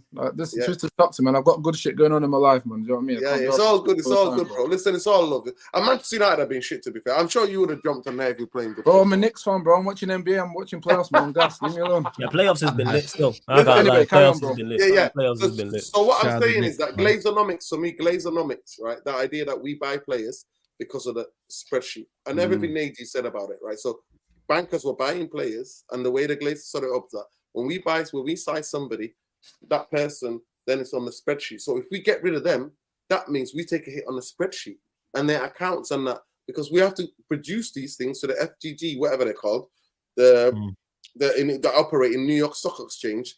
Then that's how it is. So we've been run, and the way even that they took out the football bit, we are registered in the Cayman Islands. My brethren went on holiday to the Cayman Islands, and he had arrows saying Manchester United. Manchester United. Mad offshore accounts, you know. My guy texted me, I swear to God, it was 2 years ago. It was a year and a half ago, 2 years ago. He texted me, he was like, he's like, yo, I didn't know Manchester United are down here. I'm like, no, that's where we're registered, right? So this is what we are as a football club. So if INEOS come in, that's the first thing I'm looking at, right? The idea that Eric Ten Hag stays for me, because these people are footballing people. Jason Wilcox is a footballing guy, yeah, right? All of them. Yeah, Ashworth. Now, the idea that Ashworth is not talking to Barada, it's not talking to Dodgy Dave, it's not talking to Jim the Rat himself. Wait, who's Dodgy Dave? Dodgy Dave, I respect Dave. Who's Dodgy Dave? Who's Dodgy Dave? Nah, respect. You know, who's Dodgy Dave? Dave Brailsford, man. You don't know that. You don't Dodgy know Dave, that. you know, that's funny. That's the first time I heard You not heard about the inhalers and the cycling team. You've not heard about that. I didn't know he was Dodgy involved. Dave, yo. Dodgy Dave. That's his name now. Dodgy Dave, Dodgy man. Dave's at the wheel. Dodgy Dave's literally at the wheel. Dodgy Dave is doing the preview. So Dodgy Dave, flawless. Just to explain, some of the people might not know. He works about the sport performance. He works with percentages, and he says if you increase quarterly by this percentage, that percentage, it makes a whole change to the whole thing in terms of winning. He believes people don't just come out of the blue and win. Everything is the block by block. That's what he's famous for, yeah. But he's dodgy. Inhalers, you know what I mean? Sky, UK Olympics, cycling team. If you know, you know. I'm just one of those people. You know, I have that. I'm hyper vigilant to these things. But I say it simple: that Eric Ten Hag and they're having conversations and Zoom and Sky calls all of the time. They have a person in mind. The only reason why Eric Ten Hag is going to stay is that if they can't get that person in the summer. Also this summer is complicated. It's a very complicated summer, right? So remember, right? Yeah, I know. Everyone's coming in late. Like Copa America, the Euros, and then the players are going to take holiday, right? So pre-season, you're going to go basically with the youth team. You're going with the youth team, basically, majority of it, to pre-season, right? We're back in America again. So the only reason why I think that they would, and by the way, here's another thing as well. People, when they say give him another season, no, he'll start the season, but I'll be shocked if he would finish the season. If he stays, if their man, the person they want is not available, right? And then we'll have Wayne Rooney interim. Listen to me. From game one, the pressure is on. From the first league game in the Premier that's League, the issue. And if you lose one game, confidence. And also, you know what worries me, Nuruddin? This is one thing that did worry me. The fact that I mentioned Euros and obviously Copa America, it's the fact that if we do lose the FA Cup final, which on paper we should, and the form doesn't continue to pick up, we're going to go into next season, and let's be real, there's going to be question marks within the players of the manager, and I think the confidence could already be taking a hit when really it should be like, let's start fresh, completely come in. You're going to have teams like Crystal Palace, even the Leicester Cities that are coming up. If you got them in an away game, first game of the season, they're going to be up for it. Man United go 1-0 down, we go back into our shell. You revert to type, and that's what I'm worried about Man United potentially doing if we don't get investment in the summer and get the right players and then get the right players gone there. It will be easy. Game 1, game week 2, game week 3. And we're having this conversation again, and I'll definitely be like, "Yo, exactly." Do you know? I just feel like Nuruddin, you go first. Nuruddin. And the only thing I wanted to point is that, so when those of us who want Ten Hag gone, please remember that the pressure on Eric Ten Hag, if he's here next season, is tenfold, huge. Massive. Yeah, I know. Absolutely, every game is gonna be magnified and scrutinized because. I say 70% of the fan base are like, see you later, right? And that is what we're going to see. So the idea, and he's got to look at himself as well personally. The amount of grief he's taking, now that he's banning journals. He's banning journals in the... By the way, Rillen Mullison said to him, it's wrong thing to do that. Let me get last comment. Last Leon comment, and then Traps, and then we're gonna end it there. Yeah, I was just gonna ask, man, and just say I've always believed, because I try to look through like the moves that INEOS are making. Obviously, I'm very much like Flawless and Nuruddin, whereby I won't get ahead of myself with INEOS. They've got everything to prove. We've kind of covered that. Me and Flawless talk about it a lot, that like it's 25%. I know that the worst case scenario is they don't deliver and we're effed. We don't know when we're coming back from anything. That's the worst case scenario. I've got that in my head. But I've always felt like the manager is going to be the last person to be replaced. I've always felt like that.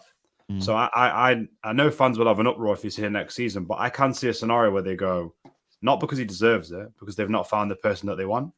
So what do you man think that he is the last piece of the puzzle? Because I could just see, like, to you be look fair, at a whole structure and you look at all of the people upstairs, I feel like he's going to be the last one to be replaced. But that's what do you? No, you're bang on, bro. Because again, and listen, we're as fans, we're all going to talk from a place of pain, being upset, and obviously no consequences for us expressing our feelings. Zero consequences. Them man at board level, they can't move the way we move. That's just fact. Exactly. Do you know what I mean? That's their money. That's their bread. They've got to be a little bit more astute in how they move. So 100%, manager could be the last. Maybe the players and manager are put in the same bracket where they're the last ones to go. Cool either way. My thing to what Nuruddin's saying is him staying is that if they've got a style of football that they want to play, one, can they find a manager to do that? Or two, do they say, Ten Hag, you're on thin ice. How about I give you a blind? So you've got a year to play this style of football. I will do X, Y, Z. There you go. And because you've been shit for the past season, but the first season you did all right, I'm going to give you this 1 year blind where, yes, it's a tight window to play our style, but this is the cutthroat behavior. Are you up to it? Then it's on him then to then go, okay, cool. There's another only reason I can see him staying. But if INEOS have a style of football, Leon, that they want to play, can they identify the manager to back that over the period of time? Well, those are going to be questions I think going to be asked at the board. But listen to what you just said, Nuruddin, just quickly, just before, listen to what you just said then. We're going to dictate the style of play. Yeah, Jim, exactly. Yeah. In an interview, said that. That's how it should be. That's how it should be. That's how it should be, because, like, if you're going to apply it and you're going to say a season, I would prefer Man United structurally wise to say, right, here's your plan for this year, yeah, of what we want you to do. We're going to review it every 3 months, because I'd rather there be a meeting every like 6 to 12 weeks where it's like, for real. Sorry, not 6 to 12. Yeah, 3 to whatever. Where they say like, yo, how far are you along this? Oh, you're off track. Red zone. Do you know what I'm saying? You might be going. I prefer that, because right now people have just run with things for so long, haven't they? So Traps wanted. Traps. Round it up, Traps. You gonna say something? You look sad because Tuchel's not here, man. You look sad, bro. He's got a job to do tonight. Do you reckon they're winning tonight? Let me ask you, you might have been clinging on to hope for God. I hope they go out tonight. We need a conversation about fucking Ange Postecoglou, whatever his name is, bro. In the bucket. Let me ask you a question quickly. Let me ask you a question, Traps. Do you think they win tonight? I'm asking. Do you think they win tonight? Munich, Real Madrid, Munich. Who you got going through? No, I don't think they do. But okay, I'm just asking. That's all. I'm just gonna put a seed out there though. I'm bare superstitious. Just remember the last final Wembley was Dortmund Bayern, so Bayern could do something mad tonight. I'm just weird like that. So I want Dortmund to win, man. I want that revenge for Dortmund. Bayern. I think Dortmund compete Munich in one-off game. So do I. Yeah, but go on, Traps. Anyway, go on. Go on, Trapezzino. I'm a very realistic person. Yeah. I don't buy dreams. I don't sell dreams, but I just look at it for what it is. People can say they don't trust INEOS. They don't trust this. They don't trust that. I'm not digging you out fool or anything, but because a lot of people don't trust them because obviously PTSD or whatever. Yeah, but I look at it like this: Jim Ratcliffe does not need money. Doesn't need to be buying into this for any reason. Yeah, 1.225 billions come out somewhere. He's put it somewhere to say, look, this is what I want to do. I want to do this. This is what I want to. He's in his 70s, so this is what he wants to see out the rest of his days. Probably doing, making sure. So I've got behind it. They have given me no reason, to turn around and say they're not doing what they've gone and got out and got CEO and looking for putting this one on garden leave and trying to get this one and get one on. And he said all of this. He's been very he's just very blasé about what he's doing. Like, he just basically said, oh, yeah, I'm trying to get this one, but, gardening leave is long, isn't it? You know what I mean? He's just...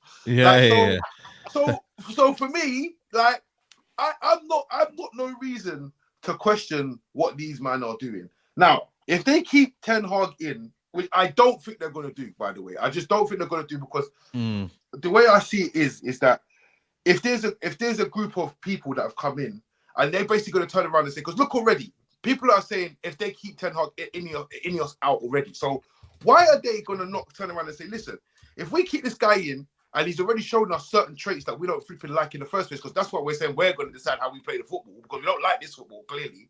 So if we keep him in, they're going to be screaming INEOS out anyway. So why do we not just fuck him off and get the manager that we want? So if it goes left, they're going to scream INEOS out anyway. So yeah. Facts. I think just to quickly chip in for 30 seconds. We're not giving. What is the point of giving someone chances who's already had the chance when they can give someone a fresh start and start again and play how they want to play? Because at least if you turn around and say to them, look, you need a fresh start, want man.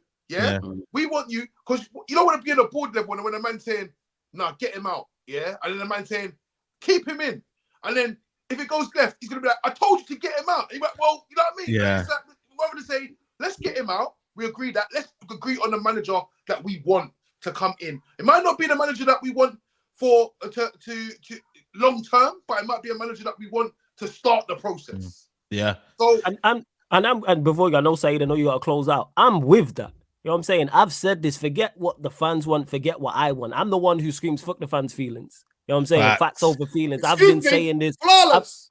What? Behave yourself. Not yours, man, OG. Never yourself. no disrespect to you, OG. Everyone bar Nuruddin in it. Not my You feelings, gospel man. You the OG. But the point that I'm making is, if the manager is the last to go, that's cool. What I actually want INEOS to do, and I've said this verbatim and I'll say it again. One, yes, get rid of the manager first and foremost. That needs to be done. Replace everyone who needs to be replaced, of course, on top of that. But pick a style. I'm tired of managers dictating to us how Manchester United play. How about we're the employer, not the employee? How are we hiring someone and they dictate to us what's going on? That don't happen in any other workplace ever where you're hired, where you go in and dictate to the boss and say, all right, this is what we're doing, this is how we're moving, this is how much profit we're looking to make this year, etc. Pick a style. That's what I want in here. So one, get rid of this manager, without doubt. Before you go track, two, pick a clear style and then go and get a manager who plays that style. I don't care what the style is. Regardless of his TV as well. Go pick a style. Back a style, and then the fans will buy into it. I want him to have a good season. However, I know they're not going to do everything I like, Neji. But if they go, all right, we're getting rid of the manager, we're going to play possession-based football. Then they go and get a manager who plays possession-based football. And also in the transfer market, what I want us to do is forget names, profiles. It's profiles over names. I'm tired of us just going to get talent. Oh, such and such is a talented player, so we're going to bring him in with no idea how to use him. For example, we've been linked with Elise. I think Elise is a quality player. However, don't just go and get Elise because he's talented. Go and get Elise because he fits whatever you're trying to do. Because let's say we try and get Elise in the summer and it don't work out. The next right winger we go for should be of the same profile. Don't go try and get Elise, and then the next winger we're linked with is a touchline right-footed player. Like, that's what we did with De Jong. Look what we did with De Jong. We went Casemiro. 30 million. You know what? We need 25 million. I'm telling you, there are so many bargains to be had. If you know what the fuck United don't like that, man. Let's see if INEOS. That's how you make money. Because people say that all the time in regards to, there's no talent in the market. No. There's no obvious talent in the market. But guess what? You can scout anywhere on the globe. There's hundreds of thousands of footballers applying their trade. You know, Ollie said to us, Ollie said in the overlap, we've known about these players. We've scouted them all. What's the point of watching something? What's the point? Because Nuruddin, it's holidays for the boys. It's holidays for the boys. There's content creators. There's content creators I've worked with who've told me about ballers last year, a year and a half ago. A man have gone and signed him. Shout out to Kaneki, shout out to Strasbourg. There's man they've told me about, like such and such is a baller last year. That's why we should be scouts. All of a sudden he's going to get moves. You know, like, what are we talking about? Kim Min-jae. You know them ones. Oh, no, not that name. But listen.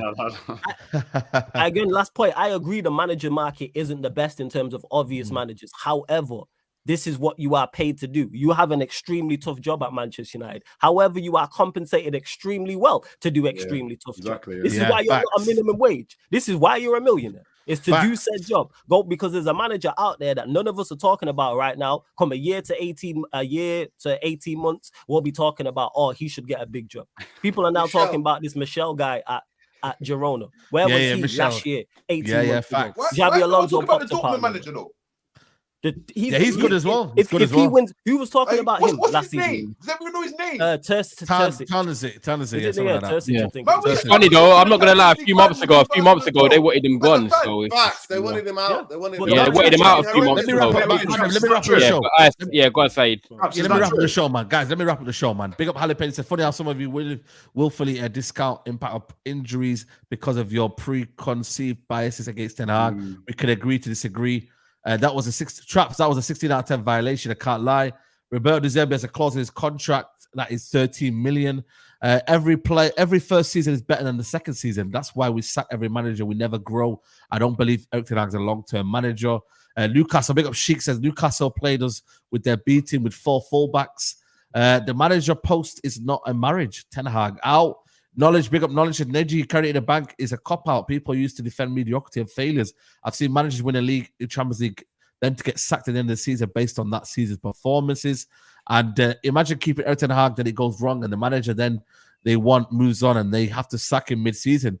That's a bad look for INEOS to go to get a new manager, start turmoil mid-season. Exactly, especially with so many interims. But listen, we're going to wrap it up here, man. Guys, we're on 1.6k likes. We've still got 2,500 people here. Make sure you like the video. It's been an epic show. Shout out to Nuruddin, United Real Therapy. It's not far off. Big up. Of course. We're going to big up everyone. Big up Nuruddin. Make sure you follow his channel. Get him to 10k. Make sure you follow That's Me Flawless as well. Get him to 15k. Make sure you follow Neji, Trafford Tunnel. You know what I mean? I think he's going to come out of hideout soon, but big up to Trafford Tunnel and Tyrone. Big up Leon's Reality, doing bits and whatnot. You get me? Make sure you follow Unleashed Sport. And make sure you follow up Traps as well, man. I said... Saeed, can I just say one thing? Not on the topics we're saying, yeah? Obviously, Traps has had a blind of the season. Most of the stuff he said has come true in that, yeah? And obviously, Saeed, you've been predicting on your manager and that. If Tuchel comes in and does well at United, yeah, are you gonna give Traps the keys to the channel for a day or something? We need a deal. I'll give him. Yo, listen. If Tuchel comes in and he literally coaches players and he does well, I'm gonna lobby the Manchester mayor to give you the keys to Manchester. To Manchester. There you go. Forget about to the channel. There you go. You are an honorary Mancunian. Saeed, I'm not gonna lie to you though. Saeed's been running from this Kim and J talk. We're gonna have to. This is madness. This is a sickness. This is. This is what this is. That's what Erik ten Hag fans are. They're vaccinated with the wrong vaccine, and now the neurons in the brain are fried.